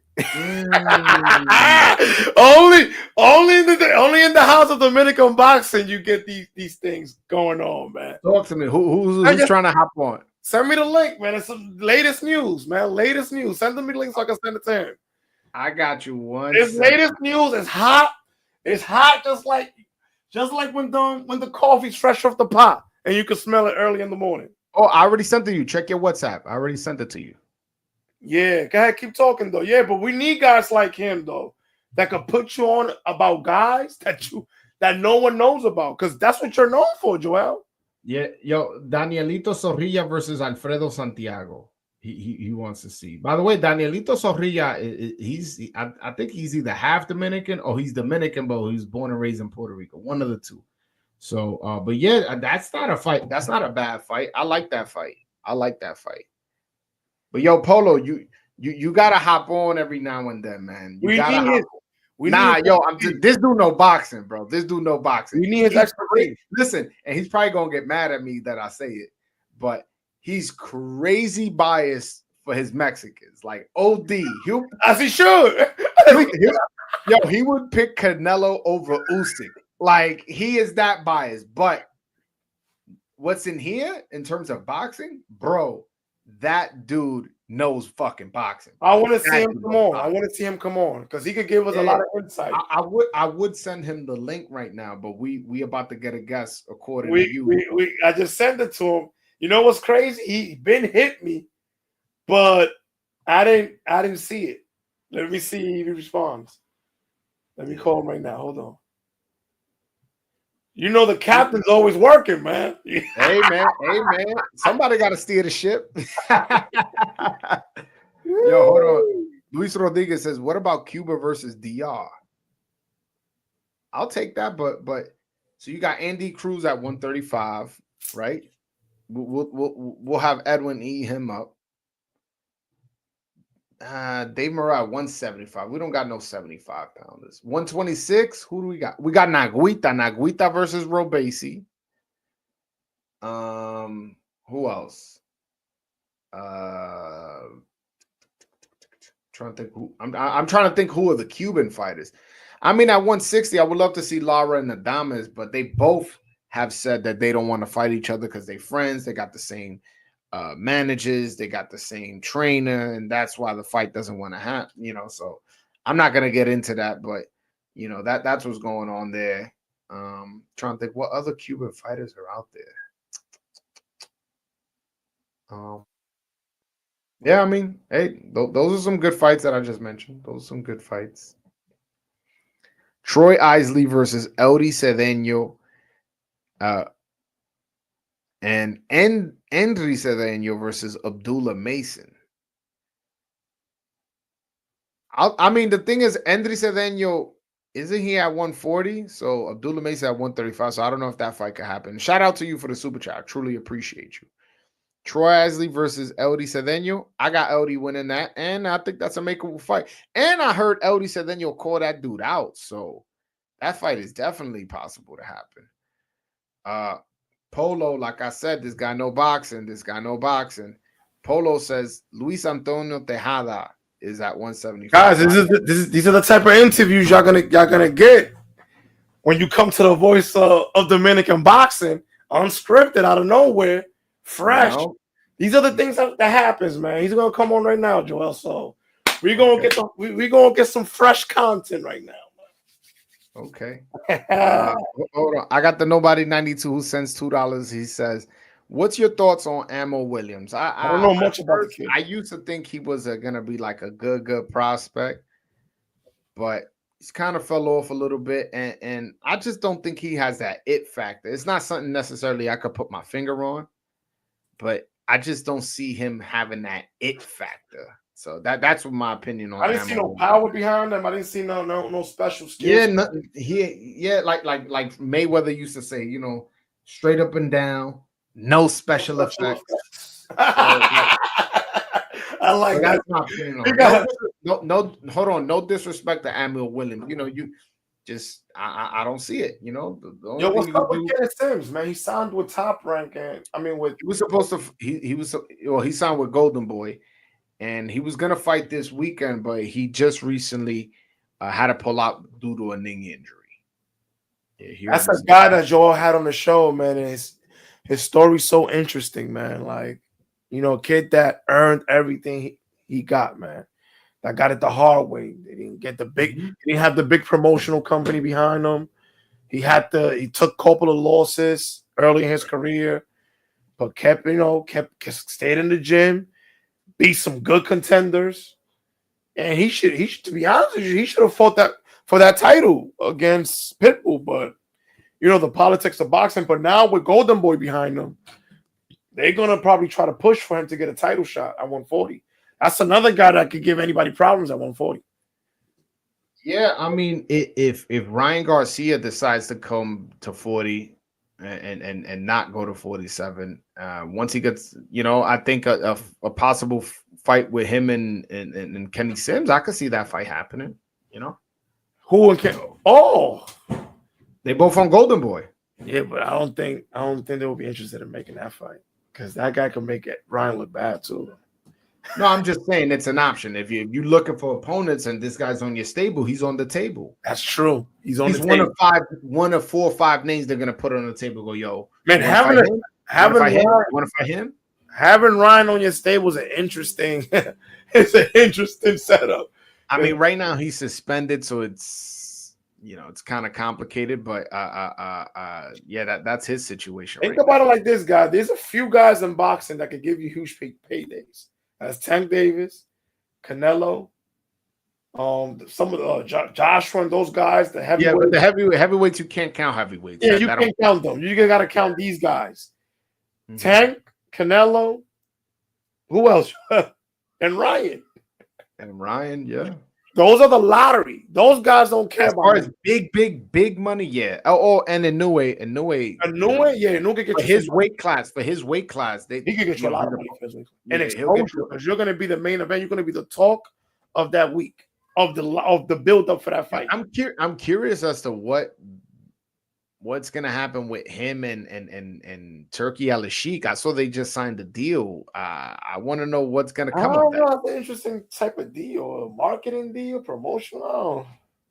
I don't know. Weird. I don't know. But from what I saw, the deal said that he's not mandated a fight in Saudi Arabia. So I'm like just a bit confused as to. He said it doesn't let him come in, Joel. The link, he said the link that you sent me. The old one, it doesn't let him come in. All right. Well, you came in using that link though. Hold on, I'll send it to you again. Yeah, send it to me again. That's the old link that you sent me earlier. Yeah, but it's the same one. Yeah, it should be the same one. Hold on, I'm gonna send it to you again, and then hopefully, you got me excited because I genuinely You don't know. I have a good idea, but I don't want to get cocky. Be like, yeah, I know who it is, and then it's like, oh snap, is this guy the Hall of Famer, baby? A Hall of Famer, 2-3-time world champion. Oh, hold on, I got him right now. I'm like, Juan Vázquez, ¿qué es lo que es mi hermano? Todo bien, gracias a Dios. ¿Y ustedes? Dime a ver, mi hermano. Mi hermano, pero coño, me siento mal, loco, en un sentido porque aquí está un dominicano con la pelea, que va a tener una pelea tan grande, y esa pelea no me pasó por la mente a mí. Y seguro, por lo que se creía, seguramente, ¿qué va a hacer tú contra ese muchacho? Un talento blue chip, ¿quién eres tú? ¿Tú me entiendes realmente? Ya has tenido un par de pérdidas, pero tú tuviste ¿Cómo fue el preparamiento tuyo para esa pelea, varón? No, la verdad fue súper bueno. Tuve mucho tiempo, me llamaron con buen tiempo, tenía 10 semanas de preparación. Que eso no pasa relativamente. Sí. Cuando tú eres un visa. Sí, 10 semanas de preparación. Cuando me avisaron esa pelea, yo ¿con quién voy? Yo, no, vamos, dale. Sin miedo. El que me dijo a mí, tiene tiempo para hacer un buen trabajo. Tú sabes que lo que yo voy a hacer es a dar guerra. ¿Y tú siempre tienes esa pegada? Sí, gracias a Dios, sí. No, pero si tú ves récord, él tiene mucho knockout, el porcentaje de knockout es alto. Primero, Joan, muchas gracias por estar en el programa. Primera vez que hablamos, que conectamos, y te quiero dar muchas gracias por estar aquí con nosotros. Gracias. Cuando tú lo tumbaste la primera vez, ¿cuáles fueron los sentimientos que tú tuviste en el estómago? Como que, la lotería. No, adiós, carajo. Yo lo tiré un grito. Me lo llevé. Porque, o sea, lo que yo duré en el entrenamiento, eso mismito lo hacía. Lo que pasó en la pelea, eso mismito yo lo hacía en el entrenamiento. Yo hice un tren de trabajo que yo le iba a agarrar así. Cuando él viniera con el López, él me baja la mano izquierda y se va a comer la mano mía que es gancho. Eso estaba practicado, ya tú lo estabas Eso estudiando. yo lo tenía estudiado. Lo tenía estudiado. Yo lo tenía estudiado. Por eso mismo, que siempre viene con el López de derecha de él y baja la mano. Y yo ¿Y cogí la velocidad. cuál knockdown fue que te afectó el tobillo? Que vi que te lesionaste y como que después de ahí cambió la pelea. ¿Cuál fue el knockdown? El único knockdown. No he dado que el lunes, porque me dio uno solo. El otro ¿O me fue dio, uno solo, verdad? No, el otro bueno, el segundo me no dio cuenta dos, me dio dos porque el primero, vale por entonces. no dado. ¿Sabes? Usted se Pero fue para abajo pasa, porque la pierna realmente. no, la verdad no aguantaba la pierna. No aguantaba la Sí, pierna. yo Yo me sé. quedé, no fue por el golpe que me dio en el estómago, no. O si no, yo podía pisar el pie, que yo no podía pisar el pie. A Eso se fincarlo. veía claro, loco. Yo realmente me encojoné cuando la esquina te dejó salir el segundo round. Porque si tú dices, no, estoy lastimado, ya esa pelea, todo el mundo quiere ver esa pelea otra vez. Sí, no, Pero la vendieron como si fue que te noqueó. sí, no, la verdad ellos no querían. Tú no querías, yo sabía que tú no No, querías. ellos no querían dejarme salir. Y tú Porque yo, sí, no, yo voy desde a que yo salir. lo tumbé, yo no lo porque por regla es, si tú lo tumbas 3 veces, le paran la pelea, pienso yo. No, a veces no, a veces no. A veces there's no limits on the match. Si yo Hay reglas. me fui atrás de eso. ¿Tú me entiendes? Yo si lo pesco otra vez, porque yo sé que va a venir, fácilmente le paran la pelea y lo que estamos es hundiendo un barco. ¿Me Pero entiendes? tú lo tumbaste con el tobillo dañado así. Sí. Si la segunda vez, después que me da el knockdown, se me jode el tobillo. Por eso no puedo avanzar o moverme, sacarle el pie. Entonces, ahí vení que yo le cogí los golpes y volví a hacerme lo mismo, quererme tirar el López y me dejó la mano abajo otra vez. Y se comió el gancho otra vez. Porque fue lo que más estudié fue eso mismo. Se lo cogió conmigo. Entonces, a Abdullah Mason lo están vendiendo a nosotros como el prospecto más grande del boxeo, una superestrella, esto y lo otro. Tú que peleaste con él, claro, solo fueron 2 asaltos y te lesionaste, pero tú qué viste de Abdullah Mason en el sentido de calidad de boxeador. No, es un muchachito, vamos a decir, no se lo Un pueden quitar lío. los méritos. No se lo ¿Tú pueden crees quitar que, los tú méritos. crees que tiene un gran futuro? Sí, porque es joven, solamente tiene 20 años. Sí, Solamente jovencito. tiene 20 años, tú sabes. Y esto cada día tú vas más aprendiendo, más escalando. Porque en esto todavía tú tienes 80 y todavía tú no acabas de aprender. Solamente tiene 20 años y va a aprender mucho. Yo sé que de esta pelea ahí ¿cómo se dice? A capacitar y va a aprender mucho. Va a coger muchas fallas que tuvo en esos 5 minutos. Wow, loco. Eh, sé que te lesionaste la pierna. ¿Cuál fue el diagnóstico exacto que te dio el doctor? Tengo una fractura, tengo en mi tobillo, un maniquí. Fracturado. Fue Ok. fracturado. Tengo una Y fractura. tú, cuando eso pasó, ¿tú supiste de una vez que eso fue lo que pasó? ¿Tú dijiste, no, tú supiste de una vez que eso estaba fracturado? No, la verdad no. La verdad el caco no tenía mente. Solamente me dio el dolor. No Hey, tenía mente. wow. Yo solamente tenía el caco, era romperle la cabeza a ese hombre. Tú, ¿Sabes? tú, tú, cuando pasó, tú pensabas que tú podías mantenerte como la pelea entera así, o tú como que supiste de una vez como que wow, no creo que No, voy a no, poder continuar. me di de cuenta porque cuando lo tumbo le hago seña a la esquina, que no aguanto el Mm. dolor, no aguanto, le hago seña.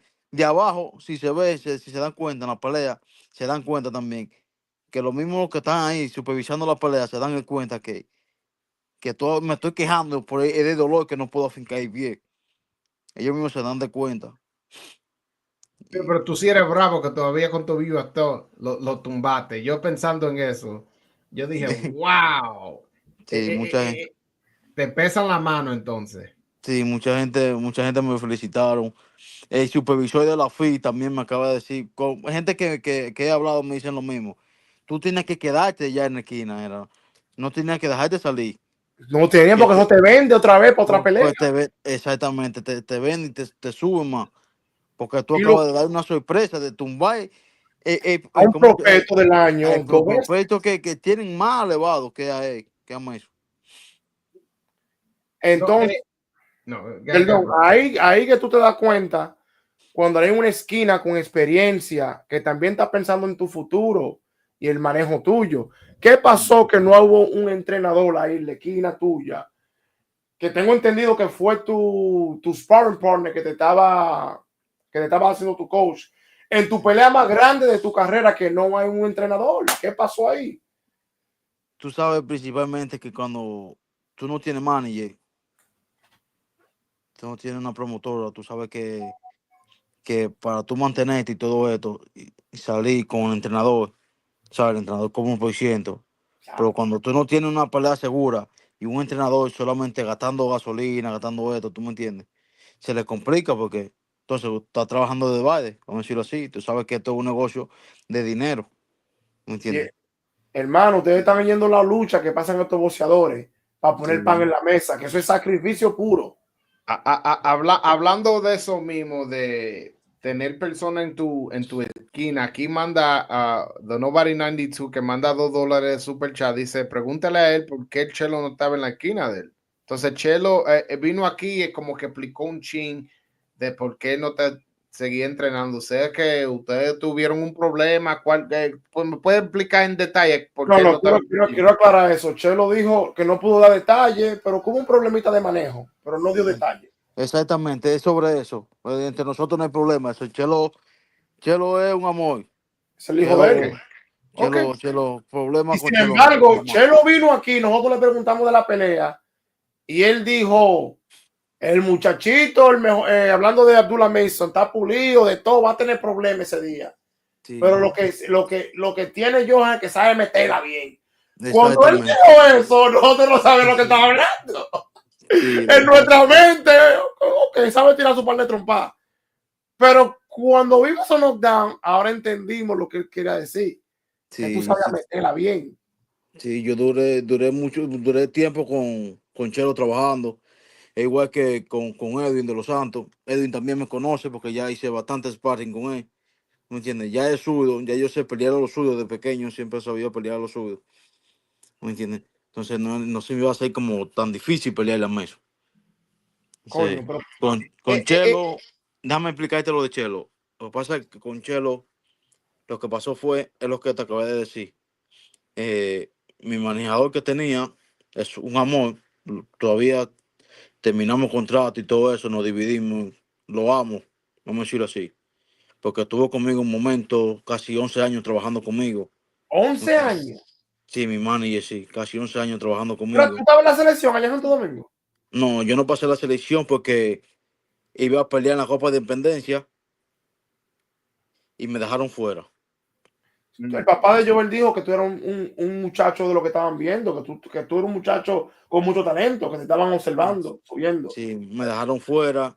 Imagínate que entonces después de eso, yo me desilusioné porque siempre cuando es así para la Copa de Independencia, hacer un torneo, Santiago la capital, y yo pasé, entonces me dejaron fuera. Entonces me sentí mal y todo eso. Entonces me pasaron a los 17 años, me pasaron profesional. O sea, tuve que esperar ya a cumplir los 18, porque allá tiene que ser los 18. Hice mi primera pelea de una vez a los 18. Una pregunta, oye, yo te escucho con la vibra bien, que como que tú no te diste por vencido. Tú hiciste un campamento fuerte, te viste bien en tu pelea, claro, sufriste una lesión y no pudiste continuar. Eh, Háblame de esa mentalidad que tú tienes, que te está manteniendo positivo y como te escucho como con vibra, todavía con ganas de seguir. Háblame de Adiós. eso. No, la verdad es que yo he sido un boxeador que no soy de la calle, soy un muchachito de hogar, no tengo vicio, no bebo, no ando de madrugada, ¿tú me entiendes? ¡Wow! Eso Lo es que lo a que Joel le más, gusta, lo que a Joel le gusta. No, no, no, ya yo me estoy tú sabes que enamorando. lo que más, eso es lo que le hace más daño a un boxeador, de madrugada, ¡Wow! tomando y todo eso, yo no, gracias a Dios, no ando en Hombre de nada su de eso, casa, con su mujer. con mi esposa y todo eso, y yo, todo el tiempo ha sido así, la verdad. Y yo voy a pelear, duermo junto con mi esposa porque no puedo dormir en otro cuarto. Pero de ahí, Ya, concentrado en mi pelea, no hay que estar haciendo desarreglo, no, nada de eso. Yo concentrado en mi pelea. Para eso mismo, para hacer, cuando vaya allí, hacer un buen trabajo. Porque siempre hablé de que voy a pelear para buscarme los cuartos. No. Yo voy a pelear a ver si le puedo romper el caco para después, si vienen los cuartos, están seguros porque eso tienen que pagar. Claro, Mm. ¿Tú me claro. entiendes? El Entonces trabajo lo que tú haces. yo me preparo para dar un buen espectáculo. Esa es mi mentalidad todo el tiempo. Tu lesión, ¿te dijo el doctor más o menos cuándo tú vas a poder volver al gimnasio y darle al 100? No, todavía estoy esperando ahí esta semana, si Dios quiere me avisan para un especialista. Tengo que ir a un especialista y todo eso. Y ¿Tú todo, crees que va a requerir cirugía? Tiene una rotura, no sé, hasta que el especialista no me vea y todo eso, o sea, no puedo decir si me toca. Yo le y pido a Dios que no. te dieron tu foto y toda tu vaina, enseñándote la fractura. No sé, pues como que aquí A ellos le no mandan un tengo. X-ray, le mandan al especialista, un CD. Ujú, Sí, por eso eso es mismo. bueno que tú lo tengas, porque eso lo vamos a tirar por las redes también, tú sabes, para hacer escándalo, Sí. para No, hacer escándalo. la verdad ¿Tú ¿sabes? crees que hay potencial de una revancha con Trigo y Mason? Si se vende así, ¿Sabes? Hay mucha gente que me hablan de lo mismo. Sería bueno verlo pelear otra vez. coño, loco, una pelea Tú, entera. tú de nuevamente que estés bien otra vez, que estés ready. Aquí está The Nobody 92 que manda $5. Dice, ask him how did it feel sparring Edwin over the years and did he help Edwin for Shakur fight? Está preguntando aquí que cómo te sentiste haciendo sparring con Edwin durante todos los años y si tú ayudaste a Edwin a prepararse para su pelea con Shakur. Sí, yo estaba Me allá. sentí muy bien. Yo comencé con Eddie de la preparación cuando peleó con Valenzuela. Mm. Con Tú- Valenzuela. Desde ahí Ah, yo pues siempre he tú estado sabías que esa sorpresa venía. Sí, sí. Principalmente, como te digo, ese entrenador Chelo Glow, mira. Háblanos de Chelo Glock, ¿qué es lo que Chelo Ok, tiene? déjame explicarte bien entonces sobre eso. Es como le estaba diciendo ahorita. A mi manejador, vine aquí con la promotora, todo eso. Duré casi 2 años sin pelear cuando vine. Entonces me jalaron otra vez. Me llamaron. Mi manager nunca me dejó de faltar, de mandar mi mensualidad y todo eso. Wow, Pero cuando ya llega tu entrenador, tú con un entrenador, ya se tiene que hablar de pelea. ¿Tú me entiendes? Ya se tiene que hablar de pelea. Entonces, mi manager tenía un percance con la pelea, ¿tú me entiendes? Entonces no podía pagar el peleador, ¿tú me entiendes? Entonces tampoco conseguía. ¿Me entiendes? Entonces, Chelo vive de donde estábamos allá con Edwin, casi media hora, 40 minutos, ¿me entiendes? Sube y baja, metiéndole millas. No sé si conocen los vehículos de Chelo. Son Chelo de alta, son buenos. Estará metiendo millas. Entonces, gastando de su gasolina, ¿entiendes? Gastando de su gasolina, me tenía que llevar para Brooklyn, Nueva York. Viajábamos un diferentes sitios sacrificio. haciendo sparring. Entonces, ¿qué quiere el entrenador? Vamos a conseguirle pelea al muchacho. Claro. Porque el entrenador come de la pelea. Entonces, por eso hubo percance. Entonces, no se Y cuadraba, no pudimos jugar. mucha gente no entiende eso, men, cuando ven un peleador que, no lo he oído, no esto, que no hay una gran promotora atrás de él, las oportunidades no están ahí, y por eso es que nadie oye de estos boxeadores, que él tiene que el mismo potencial que tienen muchos, y pueden hacer un boom un día, pueden Sí, ganarle a un invito, como ha pasado muchas veces, pero son las oportunidades, Joan, que no se le dan a muchos, nada más exactamente. dominicanos, mucha gente que no viene con ese hype. ¿Cómo se dice hype, Sí, John, en español? ¿No? Con el No sé, sonido y la bulla, ¿tú me sí. entiendes? No, vamos a ir con el sonido porque el sonido te lo hace con quien tú andas, con quien te tiene. Porque si te echan a pelear, peleadores regulares y Que todo el eso, mundo noquea. Exactamente. Te van subiendo y todo eso En la bien. televisión. Porque tú puedes estar Exacto. noqueando una balsa de tigre y nadie lo ve. Pero cuando Exacto. estás noqueando a todo el mundo, como vendieron a Berlanga, ¿te recuerdas, Joel? Noqueando a todos esos muertos en ESPN. Y mira una pelea con Canelo. ¿Tú Sí. sabes lo que es que mata? Matar a una verse muerto y después una pelea con Canelo. Es Y así. por encima todo el mundo. Y Yo, principalmente también, escúchame, principalmente también peleando aquí de este lado. Peleando aquí en Estados Unidos, tú puedes pelear tenis patio, pero vale, está peleando aquí. ¿Me entiendes? Sí. Que aquí es difícil, es como yo tengo eso. Un boxeador de aquí, clase B, un campeón mundial dominicano. Se dice así. Mucha Wow. gente, ¿sabes? Por eso te digo lo que he escuchado. Y se ve así, tú me entiendes, un boxeadorcito que tú sabes que te lo puedes ganar, que te invito, pero tú tienes un manejador, un manejador que no te lo quiere echar porque te está protegiendo mucho. ¿Me entiendes? eh, Aquí, no, sí, sí, entonces aquí esto es fuego, porque esto es golpe, esto es un negocio. Ya tú sabes. ok, ok. Quería preguntarte de tu última pelea antes de Abdullah Mason, que estamos aquí hablando de una derrota. Vamos a hablar de una vez que tú ganaste. Tú peleaste con 1-30, con 11 knockouts, y le diste una sorpresa. Lo noqueaste en el segundo asalto. Primeramente, ¿cómo fue que se dio esa pelea? Esa pelea, desgraciadamente, yo no la vi, pero eso es un 30. Me imagino que ellos entraban a esa pelea no pensando que iban a perder. Habla de esa pelea y cómo fue, qué fue que sucedió, cómo tú te preparaste, si tú lo conocías. Háblame, dame todos los detalles. No, la verdad no lo conocía. Mira, esa pelea me la consiguió uno de mis promotores que me trajeron. De Uno de Panamá. ellos. Sí, sí, no, de aquí, porque ellos viven aquí. Ok. Los promotores tuyos Ellos, son de dónde? ¿New Jersey? ¿Pócano? ¿De dónde son ellos? no, lo que eran promotores míos son de allá abajo, de Brooklyn, creo que de Nueva York, por ahí. Ok. Sí. ¿Y cuál es Me el nombre de ellos? llamó, ¿Tú puedes mencionar el nombre de ellos?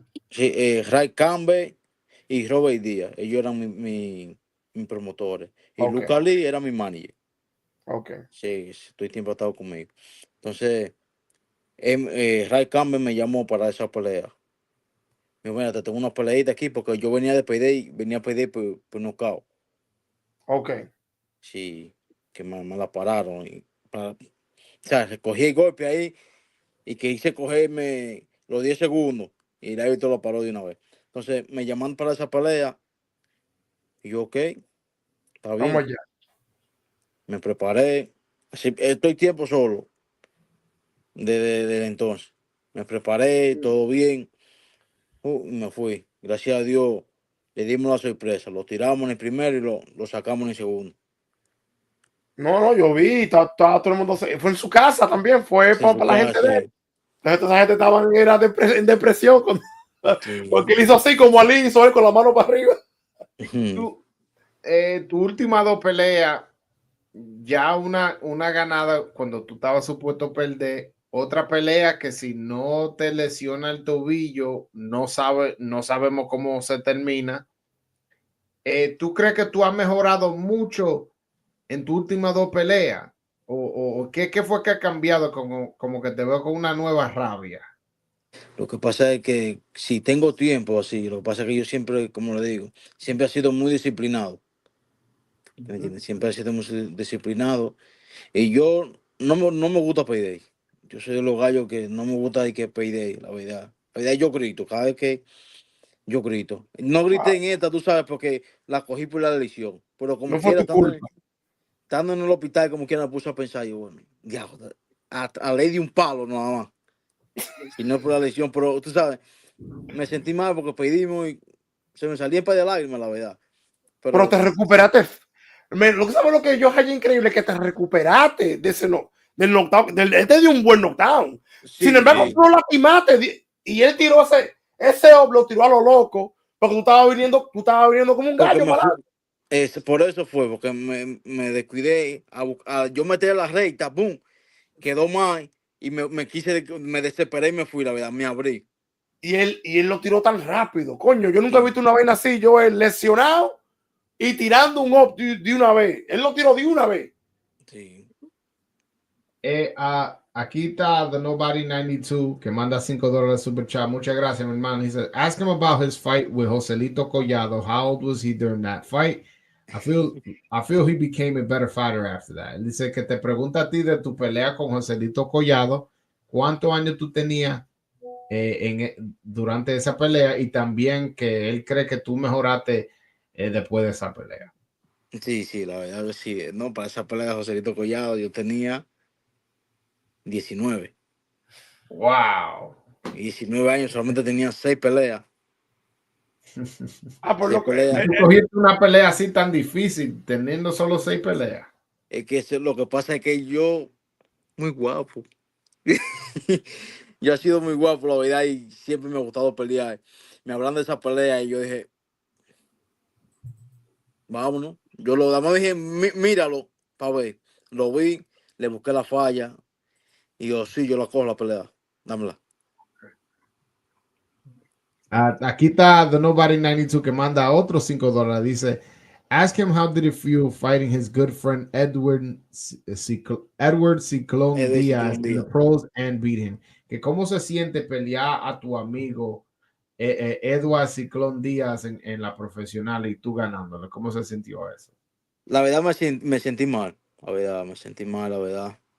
Lo que pasa es que fue una pelea que tuvo que coger, o sea, que buscar a alguien de urgencia.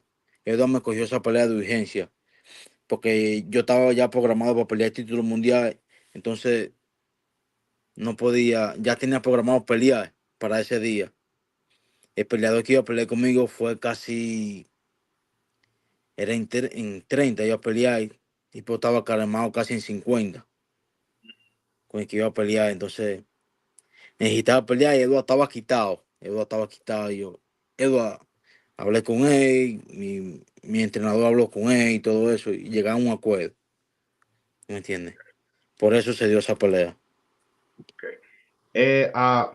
Quiero tirarle el link a los fanáticos que entren y te hagan una pregunta. ¿Está bien con usted? Está bien, no hay problema.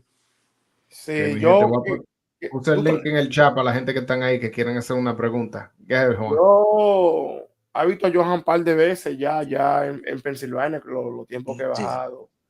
Y admiro el sacrificio tuyo. No es fácil, mucha gente no sabe lo que pasa cuando te llaman con 2 o 3 semanas por una pelea y uno la coge porque uno es peleador y de Claro, eso vive. Este muchacho, mi gente, trabaja así como trabajamos yo y Joel, trabaja cualquier otro muchacho y está peleando con atletas que tienen los mejores vaqueos, los mejores equipos de trabajo. Entonces son muchas cosas, hermano, que estos guerreros hacen que nosotros verdaderamente no sabemos. Y le dieron 11 semanas, fue. 12 semanas me dieron. Y eso relativamente no pasa en este negocio. En este negocio, cuando tienen un muchacho que están llevando, así como Abdullah Mason, lo que hacen que lo llaman con un mes, con 3 semanas, para ver el otro muchacho, para hacer el otro muchacho lucir como un bacano. Este es el scout de la voz. Este es el scout mío que me busca a todos los boxeadores que le interesa. ¿Cómo está, mi hermano? ¿Qué es lo que, santiaguero? Dime a ver. Yo siempre he preguntado por ti. Este es el fanático más grande que tú tienes. Gracias. Esto es exclusivo en la casa de la voz que se ve en esta entrevista. Yo, y gracias por Juan por haciendo esto. Esas conexiones, ven acá. Yo siempre estoy trabajando, tú sabes. Pero Juan, quiero decirte que yo he estado un fanático de ti desde el 2013. Yo he sabido de ti, siguiendo tu carrera. Yo conozco a Joselito Calado personal. Y yo me recuerdo que él vino al gimnasio con el título que él ganó, que ustedes pelearon por ese título en Santo Domingo. Sí. Y yo me recuerdo, él no tenía el título. Él dijo, lo gané en Santo Domingo. Y de contra qué, él no me dio su nombre, pero yo busqué el nombre. Y yo vi la pelea. Y de ahí, yo sigue tu carrera entera. Y ese muchacho con quien tú pelaste, ¿él vive en Nueva York? No, sí, Joselito Collado. Joao Party knows him. Joselito Collado ganó los guantes de oro aquí en Nueva York. 3 veces. No, es que conmigo tú no me tienes que decir. Sí. Él sacó 2 dominicanos también, A 2 le partió la costilla a uno. Yo qué fue, como fue. Sí. Pues, no es ningún maco. No, muchacho. No. Ahí me dieron 2 asaltos. Me dieron con él. Yo nomás voy a durar 2 asaltos, dije. Eso es lo que te dijeron. Y wow. Sí, pero eso fue un título, esa pelea. Yo me Sí, recuerdo. título No un título nacional. grande, sí, pero un título de Santo Domingo. Yo me recuerdo, y me lo enseñó. Esos títulos valen. Así que uno Sí. se ranquea. Mi gente, estos son los trabajos que los peleadores pasan. Tienen que matarse con los gallos más duros de su patio primero, del barrio de ellos, antes de llegar, como Johan dice, aquí a Estados Unidos o a cualquier otro lado. Tienen que matarse con lo de aquí, localmente. Sí, tú sabes, muchas veces cuando la gente tiene esos peleas en Santo Domingo, es para, tú sabes, subir la gente. So, yo pensé, ok. Y then yo vi que tú estabas subiendo también antes de esa pelea. Después de esa pelea, yo vi que tú estabas subiendo. Yo vi que tú estabas haciendo muchas peleas en Panamá, subiéndote también. Y then yo me recuerdo, hace un poco de años, hace como 2 o 3 años, yo vi, oh, wow, tú estás peleando en Estados Unidos ahora. Cuando peleaste con Charlie Suarez, yo, oh, wow, yo estaba peleando en Estados Unidos. Y then yo vi en Instagram, es cuando yo vi a Edwin Díaz. Lo vi ahí en Instagram, lo conocía. Y then ahí estaba viendo en Estados Unidos también. Y then yo veo, sí, un otro amigo yo tengo. Ser fanático más grande de Nadie ve más boxeo que este tipo. Oye, pero ¿cuál es tu pregunta? Las conexiones que pasan nada más que en Brother Joel. Esta es la casa del boxeo dominicano. Le estamos diciendo, mi gente. No hay ninguna pregunta, solamente un saludo, porque yo he estado fanático por mucho tiempo. Solamente quiero darte saludos, seguir trabajando duro. Y yo, tú no tienes nada a ver mal con ese pelea. Tú ganaste más apoyo y más fanático. Yo estoy feliz que tú hiciste eso, porque ahora más gente sabe de ti. Claro, sí. Queremos ver lo que tú vas a hacer más. ¿Tú crees que te brindan otra oportunidad? Claro que sí. La verdad es que la gente de ESPN, tienen todo y le dieron. Dice, yo quiero ver a Vázquez otra vez. De que allí quieren verme pelear otra vez. ¿Tú oíste eso? Sí.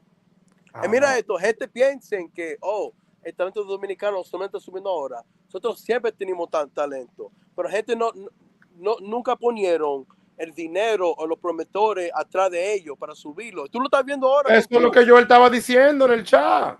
Mírenlo tú. Yo hace tiempo estoy diciendo, este muchacho es bueno. Mira, ahora cuando lo ponen en el correcto posición, miren lo que hace. Sí, pero cuando lo ponen con el tiempo también, manito. Sí. Cuando un boxeador como Johan le dan el tiempo para prepararse de 11, 12 meses, porque tú trabajas, seguro. Sí, yo ando en la calle, yo pinto, yo hago dodas. Coño, loco, un sacrificio, manito. ¿Sabes lo que es eso? Tú trabajas 8 horas, 10, 12 horas y después date manotazo con un tigre en el gym y correr 2, 3 millas. Eso se aplaude, loco. Eso se aplaude. Mira, este hombre faja duro, está ahí corriendo en Pensilvania, en el frío, los montes ahí corriendo. Mucha gente no sabe de eso. Mira, es verdad, oíste. Oye, me sigue bien, oíste. Ya tú sabes. Eso es lo que te estamos diciendo. El fanático más grande. Me sigue bien. Está atento a mí, sí. Quiero una foto ya. Te voy a llevar para que te den una foto. Oye, mi loco, sí. Mira, en este programa, siempre cuando hay hace la entrevista, siempre preguntan a la gente, ¿y quiénes son los mejores boxeadores? De la capital a la romana, la capital de San Juan de la Cosa. Nunca hablan de Santiago, nunca, tú sabes. Por fin tenemos a alguien de Santiago representando. Él lo dice, yo le dice, gracias por eso. No, pero no es nada más, porque es verdad, no hay muchos boxeadores de Santiago. Pero como dijo Héctor Luis García, sí, mucha gente paran, tú sabes. Está bien, gente no dice, Santiago tienen los más mejores mujeres en Santo Domingo. Eso es otra cosa también. Tenemos las mujeres más duras. Dale esa esquina, tú sabes como que está en el bloque todavía. Te voy a mandar la trulla para allá, te voy a mandar la patrulla. Ay. Johan, sigue para adelante y no dejes que este derrota, ponete por abajo. No, tu carrera está comenzando ahora. Tú estás comenzando ahora. Con esta derrota.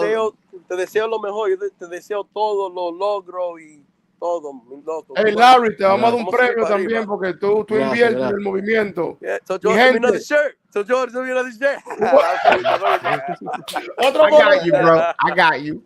I got you. I got you. Cuídate, All right, cuídate, good night, manito. y'all. Johan, buenas noches, Right. man. Buenas noches. Exacto, mi hermano. Tú tienes tu Wow. fanaticada que Qué te llamada, qué llamada. No, la verdad que sí, está atento a mí. pide. Que Atento a hace ti, un par de muchacho. años fue que yo estaba subiendo la loma, que eso era cuando, por la preparación que me estaba preparando, cuando comencé con Chelo. Yo Sí. aquí tengo una loma aquí que que solamente sube. Edwin me ha Y dicho de yo, esa loma. el chin de sudor que tiraba, se me congelaba, tú lo veías congelado en el abrigo, en el gorro. Edwin me hablaba de esa loma. a mí. Oye, aquí te quiero hacer una pregunta sobre esa llamada. ¿Cómo se siente tener un fanático que te está siguiendo fuerte, sabe todo de ti? ¿Tú me entiendes? Y claro, el récord tuyo no un récord para uno tener fanáticos así. ¿Cómo se siente que sí, tú tienes fanáticos que están atrás de ti, están enfocados en ti? ¿Cómo se siente eso? No, la verdad que se siente bien, uno se siente feliz. ¿Tú me entiendes? Que hay gente que a pesar de todo te siguen y te apoyan. Porque lo más feliz que uno se siente es cuando uno lo apoyan. Exacto. ¿Entiendes? Mira, Cuando uno como tú, tiene... varón, cuando tú diste esos knockouts, man, para mí, yo creo, yo no, hay muchos knockouts dominicanos que me han excitado. Me excitó el de Edwin, pero esos knockouts me excitaron a mí a un nivel, loco. Porque esa era la estrellita que yo estaba moviendo, ¿tú me entiendes? Y yo digo, No te ha pasado la mente, coño, si lo hubiera acabado ahí. claro, pero que yo estaba. Claro, muchacho. Yo estuviera Oh, durmiendo con los pies así, con la cabeza para abajo, como los murciélagos. De la ¿cuál es, felicidad. Joan, ¿cuál es tu situación ahora mismo? Porque yo, eso de los boxeadores cuando están peleando aquí en Santo Domingo, siempre hay una intriga para mí, el sacrificio que ellos hacen viviendo en este país más caro. Como esa lesión que tú tuviste, Plan tiene que cubrirla, ¿no? ¿Verdad? Con el seguro de ellos. Sí, tengo un seguro aquí de ellos que vale que son como 15 días. 15 días nada más. 15 días. Y después de esos 15 días es tuya esa deuda. Lo que tiene que Ya, pagar.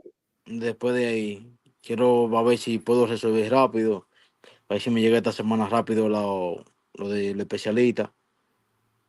¿Sabes? A ver si Entonces tiene que resolver todo rápido durante esos 15 días. Oye, vamos a hacer esto. Después de que tú hables con el especialista, le quiero pedir a Juan que me pase el número tuyo y hacemos otra entrevista para hablar de lo que dijo el doctor y tú me entiendes, y así le damos más detalle a los fanáticos. ¿Qué tú opinas de eso? No, está bien, está bien. Yo No, le Johan, es pasé de lo el número mío. otra vez.